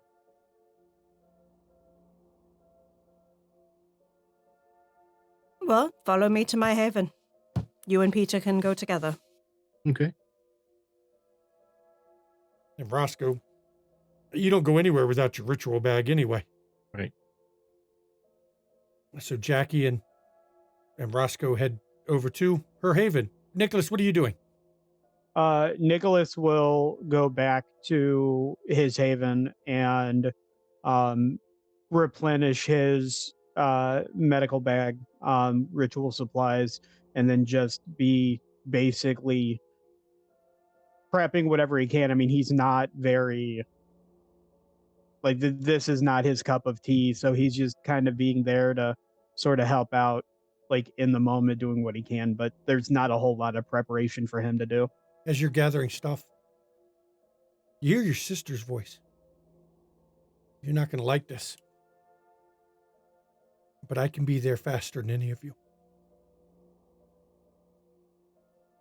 That is a very, very problematic idea.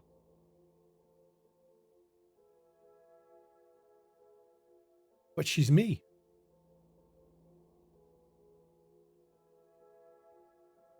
I've never been one to assume I can reason with you. It's never worked when you were living. I assume it won't work now. It If won't. you go, just be careful. I can get there before any of them. We move faster than you do. Please be careful, Izzy. I can face the storm long enough.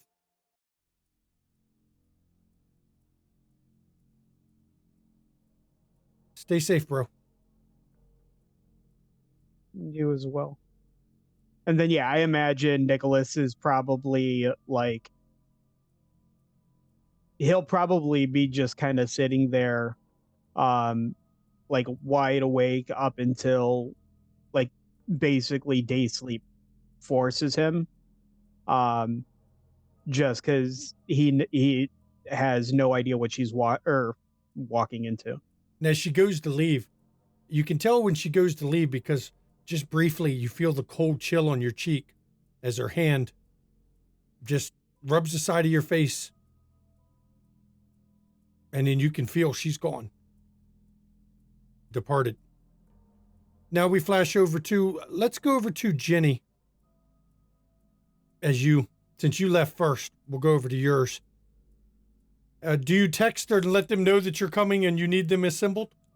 Yeah, Jenny sends a text message to both of them. She sends, it's not a group text, it's one to Tasha, tells Tasha to meet her. She tells Evan to meet her, but she tells Evan she's going to, she's with Tasha, that he needs to hold off. So, okay. Till she basically calls him in, as it were. He comes back. Anything in particular? Forward reconnaissance mission. Bring what you think you need. Got it.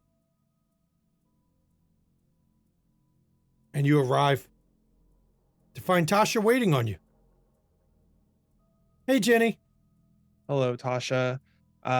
Follow me, and Jenny will take her to her like secreted way, like haven area inside the hotel. Okay. So to your private suites. Yeah. That have not just, thick curtains, but though it looks like windows from the outside, they're not actually windows. There's no way for sunlight to come in. Safest way. Yep. Tasha follows you in there. Okay, this isn't normal. What's going on tonight? Isabella has disappeared in shall we say enemy territory. So we're going to be going and looking for her, but before we do that, we're sending a group of you ahead to try and get some information. This is discretion is key in this. So I know when we went after the priest, you got to be, and that was awesome, but this is an opportunity for you to show me that you can be more than just anger. Where are we going? Indianapolis. That's a haul. Yeah. Okay. Just me? I mean, you're not coming? Tasha, I adore you, but this is bigger than just what you could do. Evan's going to be with you. Emilio, Isabella's man, will be with you. And I believe Jackie said Peter would be going as well. Okay. I can go up there and ask around. We'll peek into things. You know where she disappeared from? Yep. We've got that information, thankfully. So I'll make sure that I'll text you the address, or I'll make sure Jackie sends it, because Jackie had a picture of the address. But this is going to sound probably kind of off, but have you figured out what your special gift is. We always give those who, our helpers, they always get something out of it. I'm curious if you ever got figured out what yours was. Mm. I know when somebody's hostile around me. Okay. I figured that out. That's, you know what? That is actually very useful. This will be perfect for this. I was just curious because I wanted to make sure I wasn't sending you in without any extra whatever. But just in case though, Jenny, while she doesn't need them, she has a stash of guns underneath like the bed in the room. She kind of slides out one of those like under bed cabinet type things. And she opens it up. Take your pick, whatever you want. Tasha looks him over. I've got one. And she reaches into her purse and she pulls out a Lady Smith & Wesson. It's the one that has the hammer smoothed back so it can't catch on a purse when you try to pull it out of a purse. All right. I even have a permit for it. Well, perfect. I mean, do you want one that's unregistered? Sure. I'll take, she looks through. I'll grab the 9 as a backup, but all yours. Yeah. Auntie got me this one and got me the permit for it. That does sound like her. Yeah. Well, she said, a woman needs to have some sort of way to protect herself. Indeed. I'm trying to think. There's other things for the future I want to talk to you about after this is all said and done, but for right now, this is our priority. So. Okay. I can do it. Do you have any fears or issues or whatever? I know what she looks like. I know where she was last seen. I'm good at blending in. I'll go blend in. Well, I'm going to, not to sound like the worrywart, because I'm obviously not your mother. Discretion is important, but also running away is not a bad thing. Oh, I have Evan with me, right? Yeah. But I'm just saying. I'll make sure I play up to, he's gonna have to be the bold hero that keeps me safe. I'm sure he'll love that one. Oh, you'd be surprised. He's probably got a persona for that one. He seems to have a persona for everything. He does indeed. But I don't want you to feel like you have to put yourself in danger. If you need to run. I protected you from Critus as best I could. You're that important to me. I don't really need you or want you dying in Indianapolis. And she actually looks you right in the eye. Don't worry about me. I'll make sure that I'm okay. I'm a survivor. But I'll get this done for you. Well, I worry in my own way. So look, this is one of the side perks. I don't really worry about Frank because he doesn't do anything dangerous. I don't worry about Evan. Okay, I worry about Evan, but not for the reasons people think I worry about Evan. I have to worry about you because, you're my special little girl. And she gets a smile and she actually reaches up, puts her hand on your shoulder. I'll be okay. All right. I trust you. I believe it may not seem like I trust you, but I do trust you. This is a test of sorts, but it's also something that we have to do. Gotta prove that your faith in me was warranted. Oh, you do not have to worry about that. You've already proven yourself extremely capable, but this is something that we are all working on as a group. And since you're part of the group, you get to be involved too. So I won't let you down. Don't worry. All right. Well, should be a car coming soon for the ride to Indy. I need to talk to Evan, but I'm gonna let you go. If you need to do anything else or prepare anything else, whatever you need to do it. If you need to buy something, charge it. I'll use the company card. Sounds good. Okay. Let me go and Go change my outfits at least. I don't think this is quite reconnaissance. And she kind of hurries out of the room. And I assume you text Evan next. Yeah, text Evan, ask him to come up to her room. So, And when Evan comes in, he's in his jeans, his, biker attire. fucking knew it. Fucking knew it. Reconnaissance, right? Yeah. Don't get thrown any windows this time. Okay, where am I going? Indianapolis. I'm glad I brought the bike. That's quick. Well, there's gonna be a car of you guys going. So we'll see. If you need to drive the bike, go for it. But I know there's gonna be a group of you in a car at least. So No, if we're doing reconnaissance, it'd be easier if we have multiple. So I'll take the bike and follow them. That way, if we have to split up and go our other ways, we've got multiple vehicles with us. sounds good to me. Just so you know, Isabella has disappeared in Indianapolis. She was last seen with a S8E8 supporter, or not supporter, but hooks in her sort of thing. Do you know where? Tasha's going. Sorry, what? Do you know where? Yeah, we have the address. I'll make sure it should be with the person who's driving the other car with people in it. So,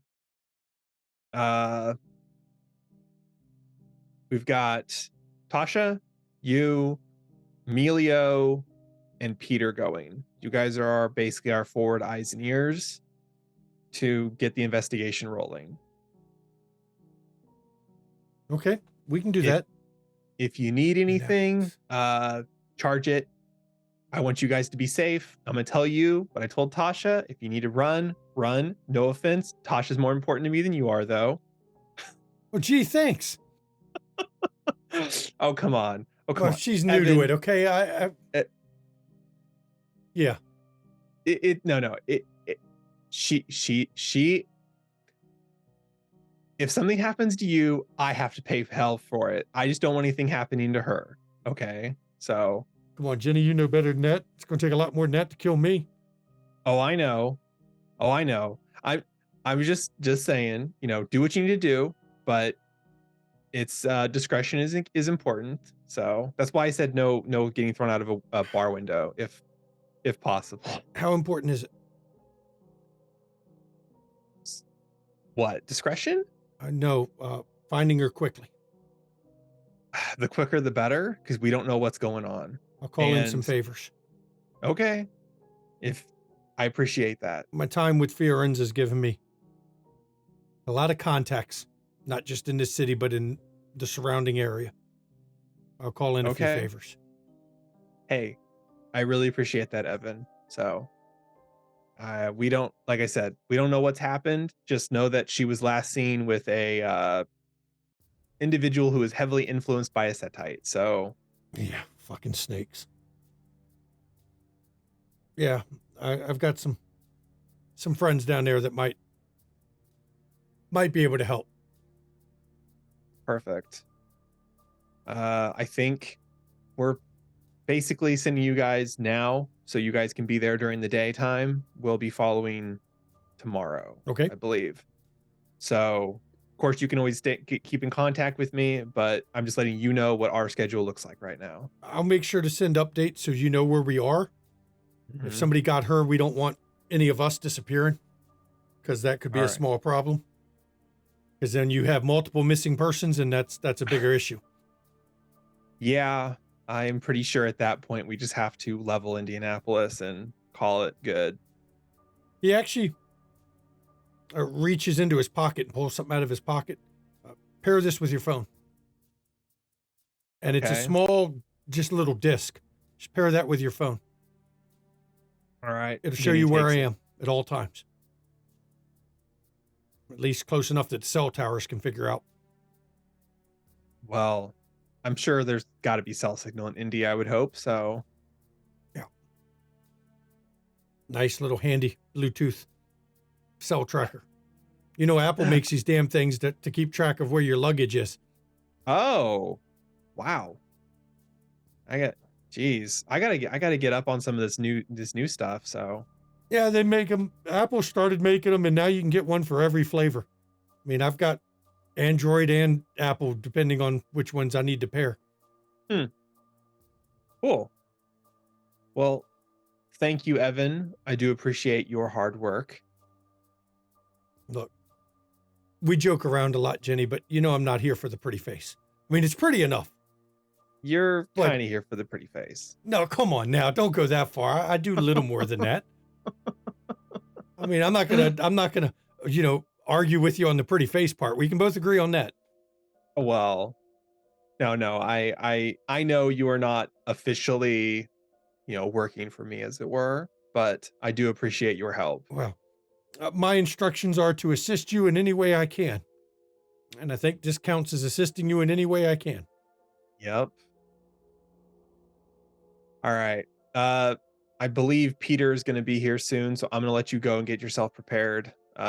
You guys can talk about how you're going to get out there, but I'll Yeah. leave that discussion to you. I'm going to go reach out to some of my contacts and let them know I'm on my way out there.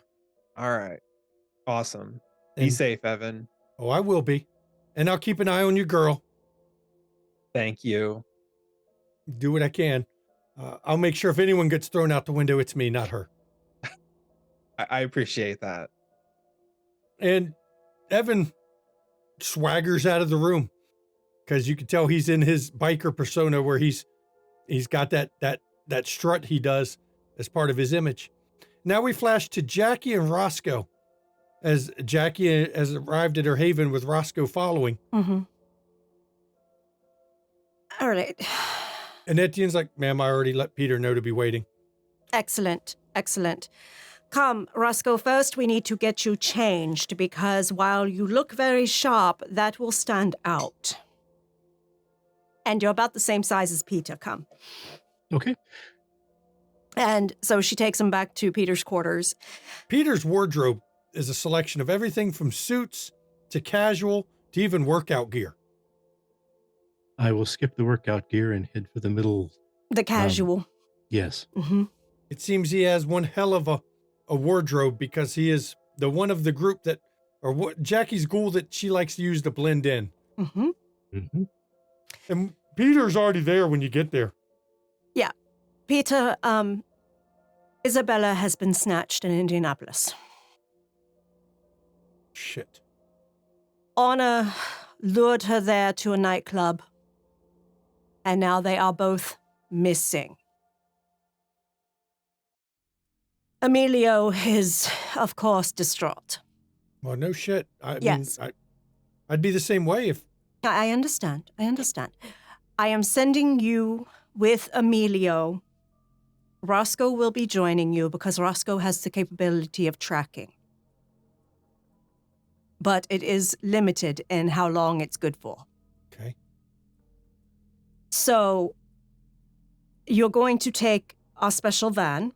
The blackout van? Yes, ma'am. So that during the day he has somewhere safe to sleep.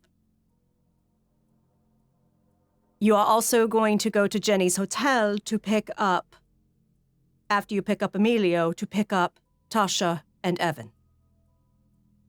The four of you are our forward retinue to investigate. Okay. Especially during the day when we cannot. And you see his mind's already turning Mm-hmm. as he's thinking through what he's got, what's going to happen. And his eyes cut over to Etienne. I'm going to need to take the special stuff you got me. And you see Etienne's head just slightly nod. Consider this your graduation project.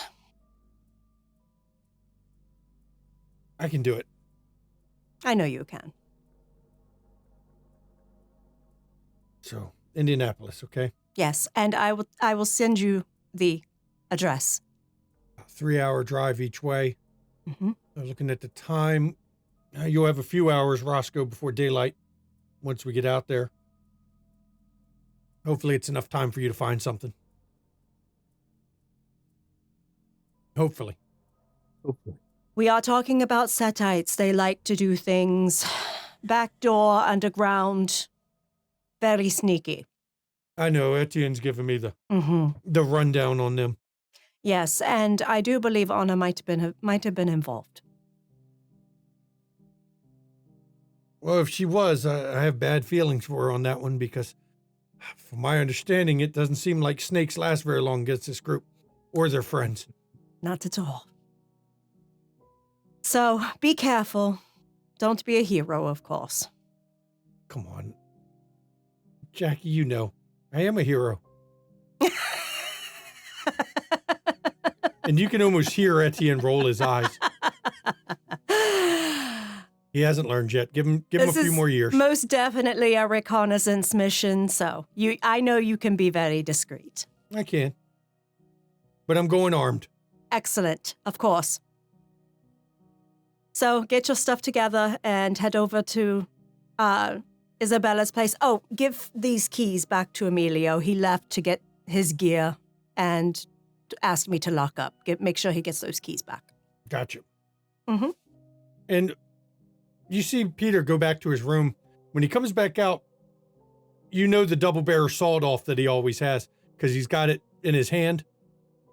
And he's got a bandolier slung on over his shoulder that he's carrying with it that has, well, it's full of shotgun shells, but 2 of them are in white casings and not like the red casings of the rest of them. You ready, Mr. Akers? Yes, sir. Come on, follow me. And Be safe, gentlemen. And the 2 of you head out. And the rest of the night, I guess the rest of the coterie is preparing for things as Roscoe heads out. Yeah, Jackie's calling her pilot to get things set up to fly out. Okay. So as you're setting it all up, we're going to follow Roscoe and the crew. As you pull up with it, Peter driving, Emilio and Peter and you are in one vehicle. Evan and Tasha are on an Indian. It's a nice bike too. But they eyeball you and we're taking our own vehicle. We'll follow, don't worry. But that way, if we have to split up, we're not all stuck in the same vehicle. And you all head out to Indianapolis. Now, Peter's not much of a conversationalist with you, Roscoe, because you don't really have a lot in common, though. You see, Emilio, he dozes off, but he wakes a lot. Very fitful sleep. He can't seem to stay asleep. And as you arrive in Indianapolis 3 hours later, you're still a few hours before dawn. As you get near the club that she disappeared from, the first thing you notice is it should be open, but it's not. It is closed. Completely dark. Like closed. Closed. There's a sign on the window. Closed by the health department. Okay. I think we're still going in, but... Seems odd, but it is closed by the health department. Okay. Are there any other cars parked anywhere nearby it, or? No, and the lights seem to be all off. But doesn't seem to have any guards. It seems to be just locked up. Okay. Can I tell? I did get to see the picture of Honor and. Well, I texted it to everyone. Okay, so I know the vantage point that it was taken from. Right in front. Okay, so I can start my search there. Yes, you can. You can roll. Let's pull up your ritual. Illuminate the trailer play. So the first you've got to do is your actual ritual roll, which is intelligence and blood sorcery. That is your initial roll. And then your margin will reduce the difficulty of your other one. We can rouse after you make your roll. But it's intelligence, blood sorcery. Don't forget your bonus die. Right.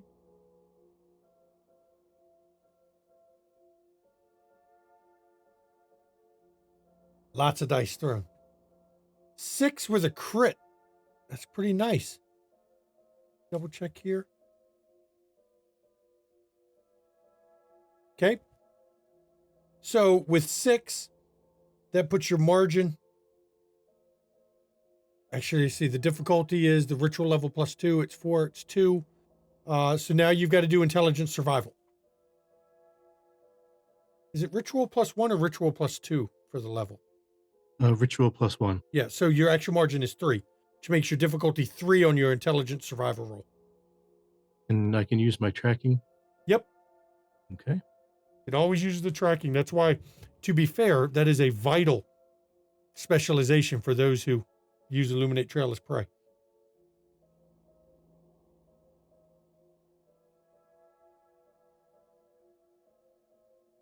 And we'll see how many you get. 2, you're going to have to willpower that or re-roll totally. Because your difficulty is 3. So you fail the first attempt and then do your rouse check for the ritual.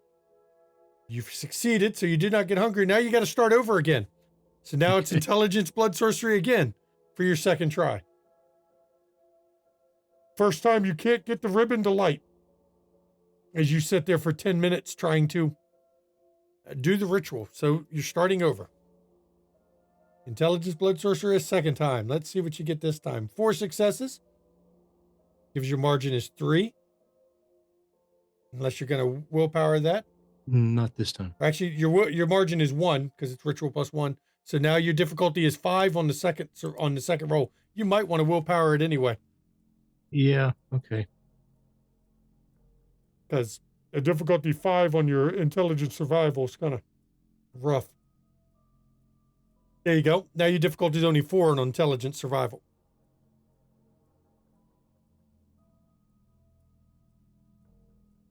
It's kind of still difficult, but you might be able to do it. 3, man, you're hurting on the willpower tonight, aren't you? Yeah. Yep, you're going to have to use that last one.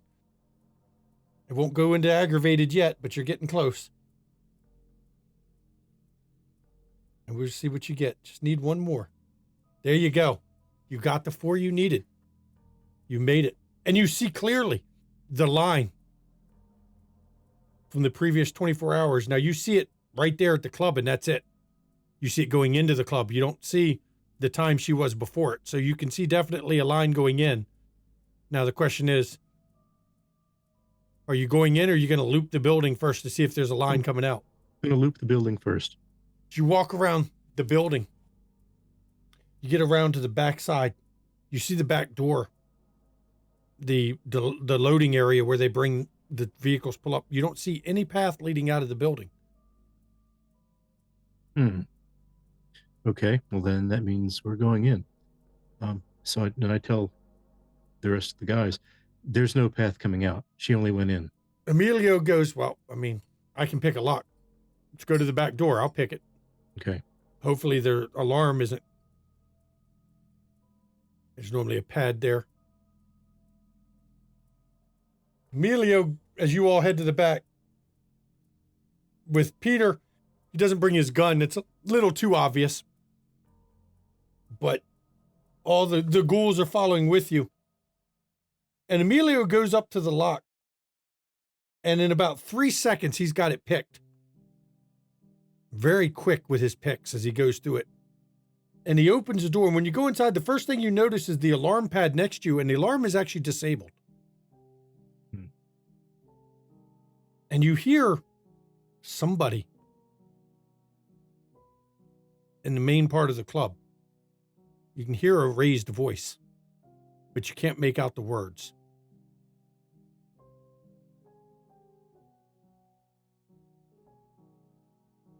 But Emilio, I think I recognize that voice. I think that's Keisha. It sounds like her.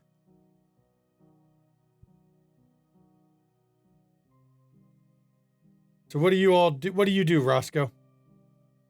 I'm looking to see if I see any of the trail inside the building. You don't see the trail in the back room, but you're in the loading/storage area. Now you can peek through one of the little windowed doors that lead from the back area into the main club, and you see the line crossing through the whole club. And you also see an African-American woman, quite gorgeous. She's standing there, and she seems to be arguing with 3 other people. You can't quite hear what she's saying, but she's definitely in an argument with him. Can I see the other people? It's 3 men. That's all you can tell because the club is not lit. It's pretty dark inside, but she seems to be arguing with him. If you want to try to hear it, because I don't think you have heightened senses, I will let you roll, I don't know. You can do wits or intelligence. Awareness, maybe? You can do an awareness roll. Hey, what's awareness? Go ahead. I'll let you roll that.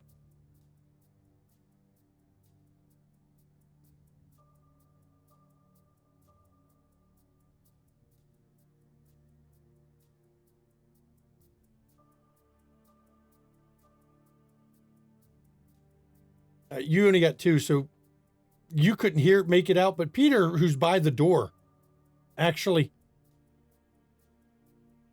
she's mad. She's screaming about. Find her.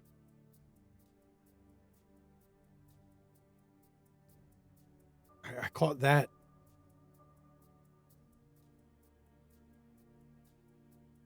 What do you want to do, sir?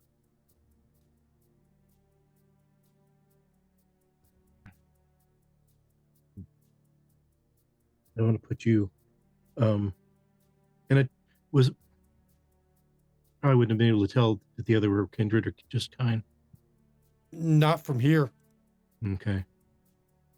Oh, shit. Emilio kicks the door open and stomps in the room. He just failed his own frenzy check. Okay. And as soon as he does, Keisha and the other 3 immediately turn on him. And while Keisha's still composed and seems to be, startled but not aggressive, the other 3 instantly materialize pistols out of somewhere. Okay. Keisha looks over him and sees the rest of you. Who are you? Why are you here?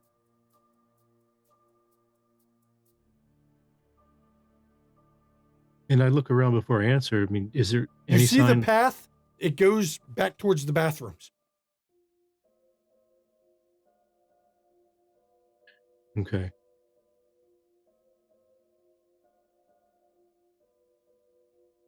What's Emilio doing? Emilio is standing there with a gun that you don't know where he pulled it from. And he's just got it leveled, just standing there. His hands are shaking, though. He seems rather upset. We're here to pick up Isabella. She was out past her bedtime. She was here? Mm-hmm. With Honor. Yes. Honor's missing. Well, now they're both missing. God damn it. And when she says, God damn it, you see her get a flushed almost look, even though she's kindred, she can't really flush. Mm-hmm. And she makes a cross symbol. Forgive me, Lord, for that.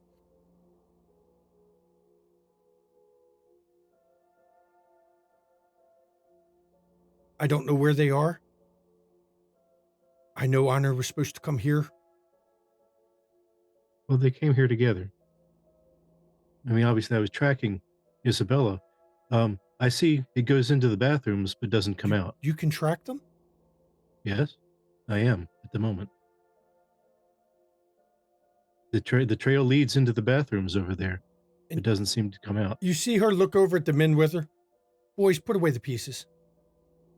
Stay here. And Emilio still hasn't put his gun down. I just nod towards Emilio. And Peter has to reach over and put his hands down.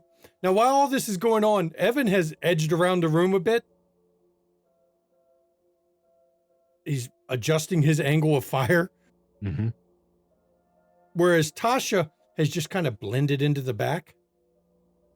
Just kind of trying to not be obvious. And as you all go down the hallway and you follow your cord,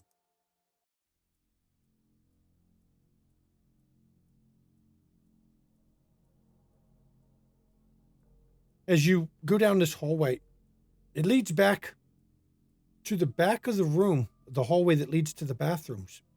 And it goes right through a wall.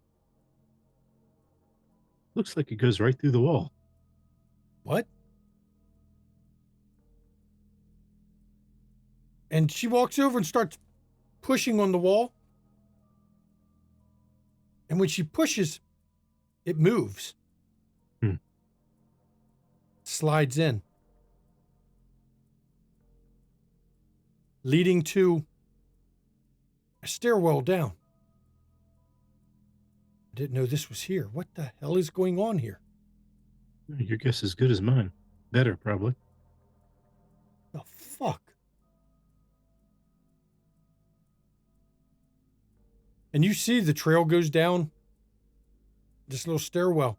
And what you see at the bottom of it looks like sewers.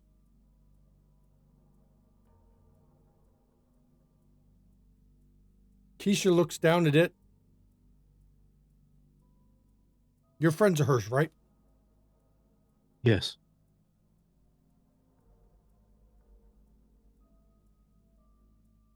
Find them.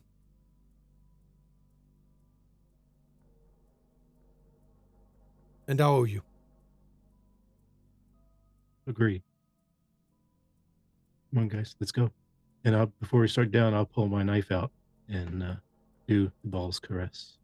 Okay, go ahead. Do your rouse on it. I'll let it last until you need to use it. As you follow this path, cuts through the sewers. Quite a bit, actually. Till it comes to a rather large storm drain. And you see the path as it moves through this storm drain. And it leads over to a high-rise building. There's no markings about who owns the building. There's no markings about what is in the building. But it's a tall building, and you don't see it leaving that building. Maybe 20 floors, no markings on the outside. It goes right in through the loading dock. Okay. Now, just for reference, how much time do we have until 24 hours is up? Well, if they moved her here, now you can't tell how long. If they moved her here at dawn, then you're looking for, you've got until daylight hits. But you know she didn't leave this building. Right. At least not anywhere that you can see. They brought her right in through the loading dock, and assuming competence, you walk around. And you know that you don't see an exit path of the building, so she's probably in the building somewhere. Okay. Now, before we go any further, I will send a text to Jackie saying that I found the trail, found it leading into an adjacent 20-story building. It doesn't appear to leave that building at all, but it's going to take some time searching it. And Evan looks over at Tasha while you're texting, though, and nods to her. We're going to go back and get the vehicles. Okay. And Evan and Tasha go back to get the bike and the van to bring them over, leaving you and Emilio and Peter. Jackie texts back, "We can be there in an hour and a half. I'll have Etienne look up the building." And she texts everybody, "We're going now." Nicholas will reply, "On my way." Jenny just sends the the emoji. Gotta roll something real quick.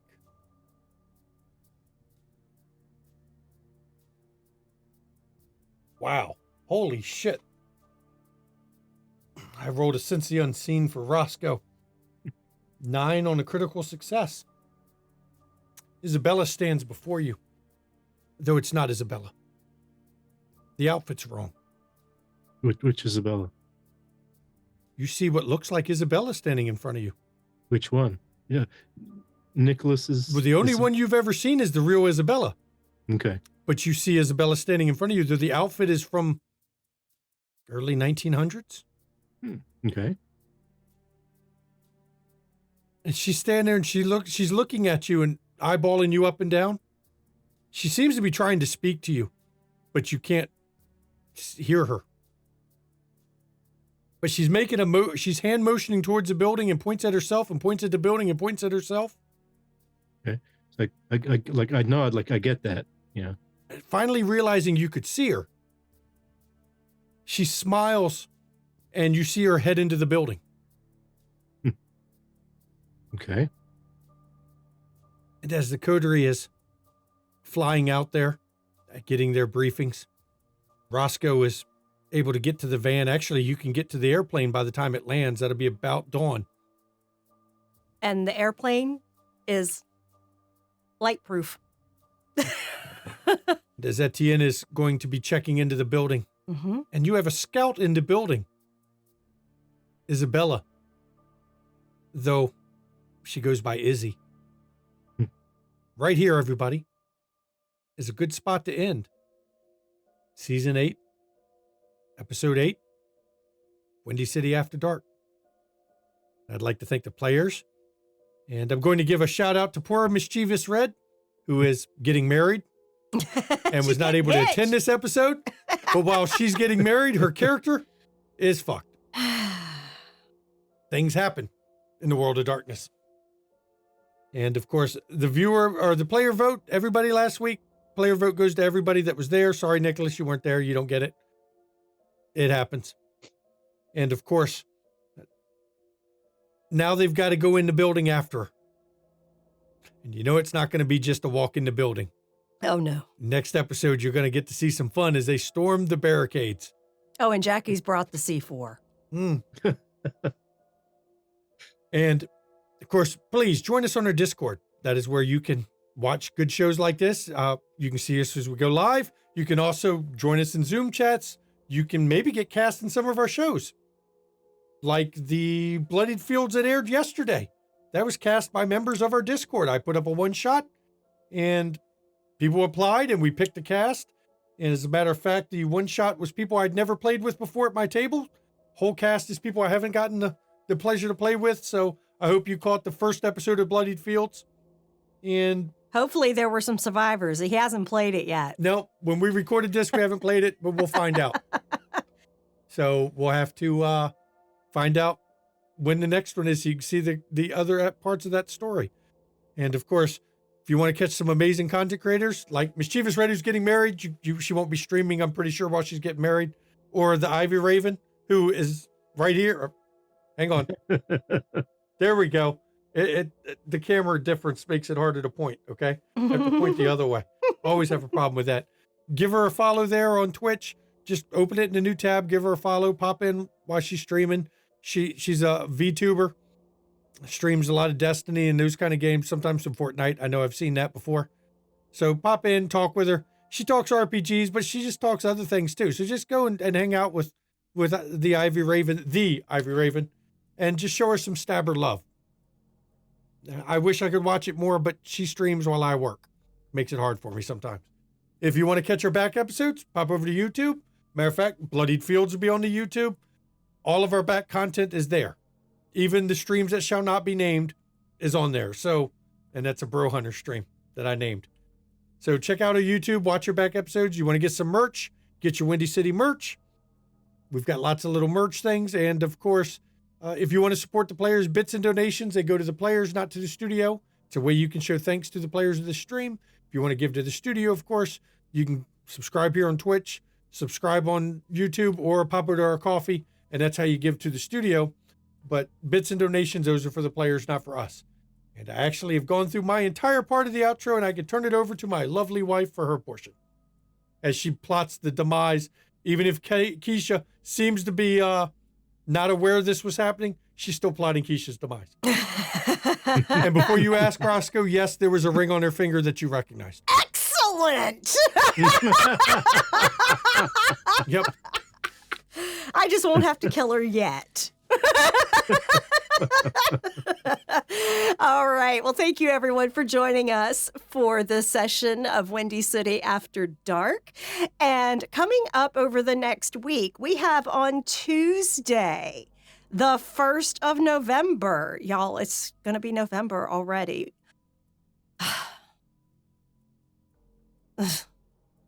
I want October to last forever. I'm just saying.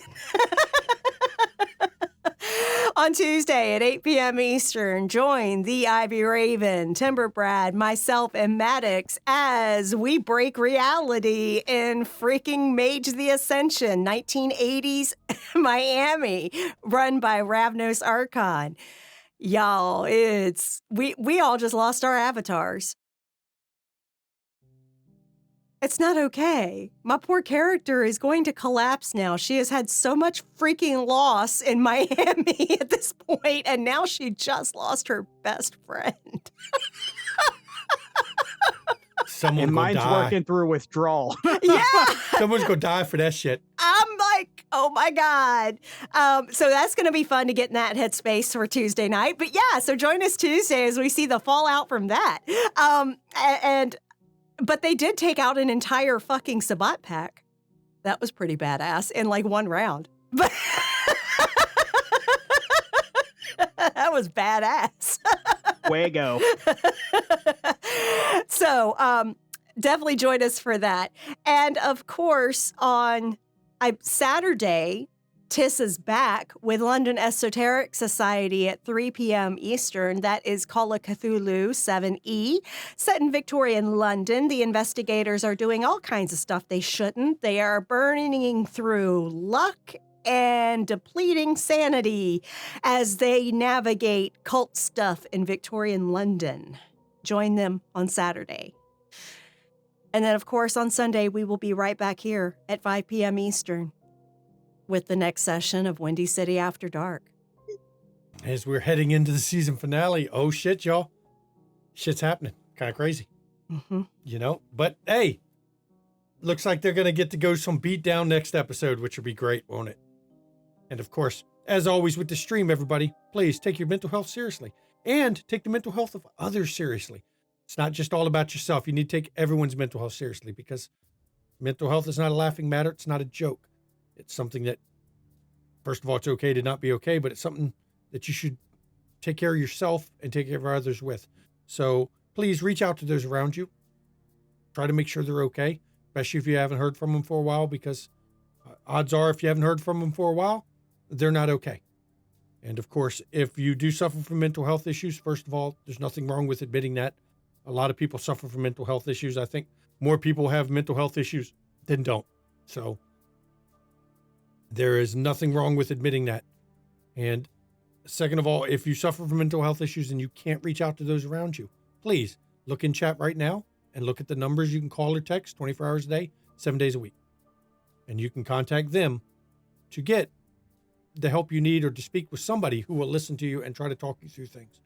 Because we want everyone to take care of themselves, whether you watch our streams or not. We want you to be around. So please, everybody, take care of yourselves. And now It's okay to not be okay. That's right. Mental health is health, people.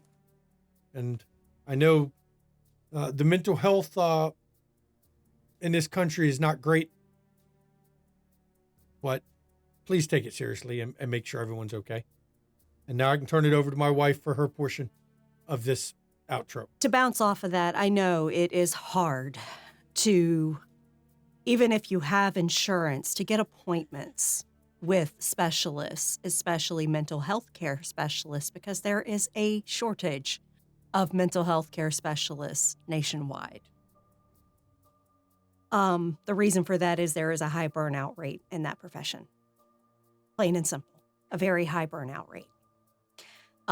It requires a crap ton of empathy to do that job, and you do get compassion fatigue that leads to severe burnout.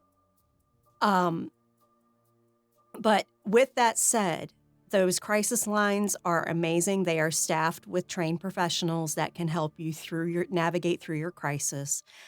Or if, like, say you have a job and the job is overwhelming you and you're stressed and getting burned out and depressed and things like that, or anxious, use your employee assistance program at work.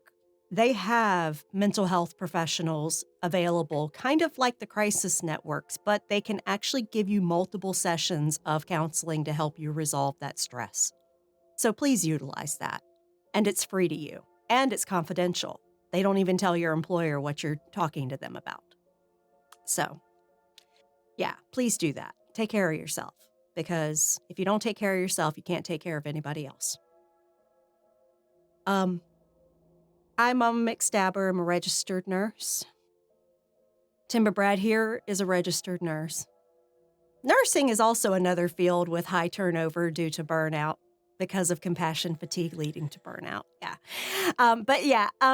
So please get vaccinated so more nurses don't leave the fucking profession, because they are leaving, have been for the past year, hand over fist because of burnout. Facts. And trauma from having so many patients die on them from COVID. So please, get your vaccines. Get your flu Get your damn shots. Yes, get your vaccines. Just plain and simple, get the fucking vaccines. Enough of the bullshit. Because winter is always worse. So please get the fucking vaccines. Also, I'm just going to say this. I will be voting for a party that wants to give free lunches to fourth graders instead of having them forced to carry a pregnancy. So, y'all do you, but I know I'm voting blue because I want to protect children, women, LGBTQ folks, minorities. Yes. I want us all to be treated like human beings. So, election's right around the corner, y'all. And, fuck Putin. He is showing all the signs of a Psychopath. Megalomaniac that is losing a war. And I know Astro doesn't watch our vampire stream, but she noticed that we say this at the end of our streams when she watched the mage one. And people relay to Astro, we say this at every stream. Yes, we do. And we mean it. Fuck Putin. Fuck Putin. Not the Russian people. Not the Russian people. We But the ones adore in Russian charge. people because they are suffering under his rule. Yep. Fuck the ones in charge. Yeah. And fuck the Iranian government. Fuck them raw with a spiked dildo. Grill brush. Grill brush works too. The kind with Glass and the hot kind tar. with the blade on the top. Yeah. The grill scraper. That sounds painful. Yeah. And don't be a douche in your communities. Treat people with kindness, respect, dignity. Whether that be at your gaming table, in your neighborhood, in your online communities, at work. And be supportive of each other. Because if we support each other, we all rise. Please remember, what other people want to do with their body, as long as it's not hurting you, it's not your business. Facts. Facts.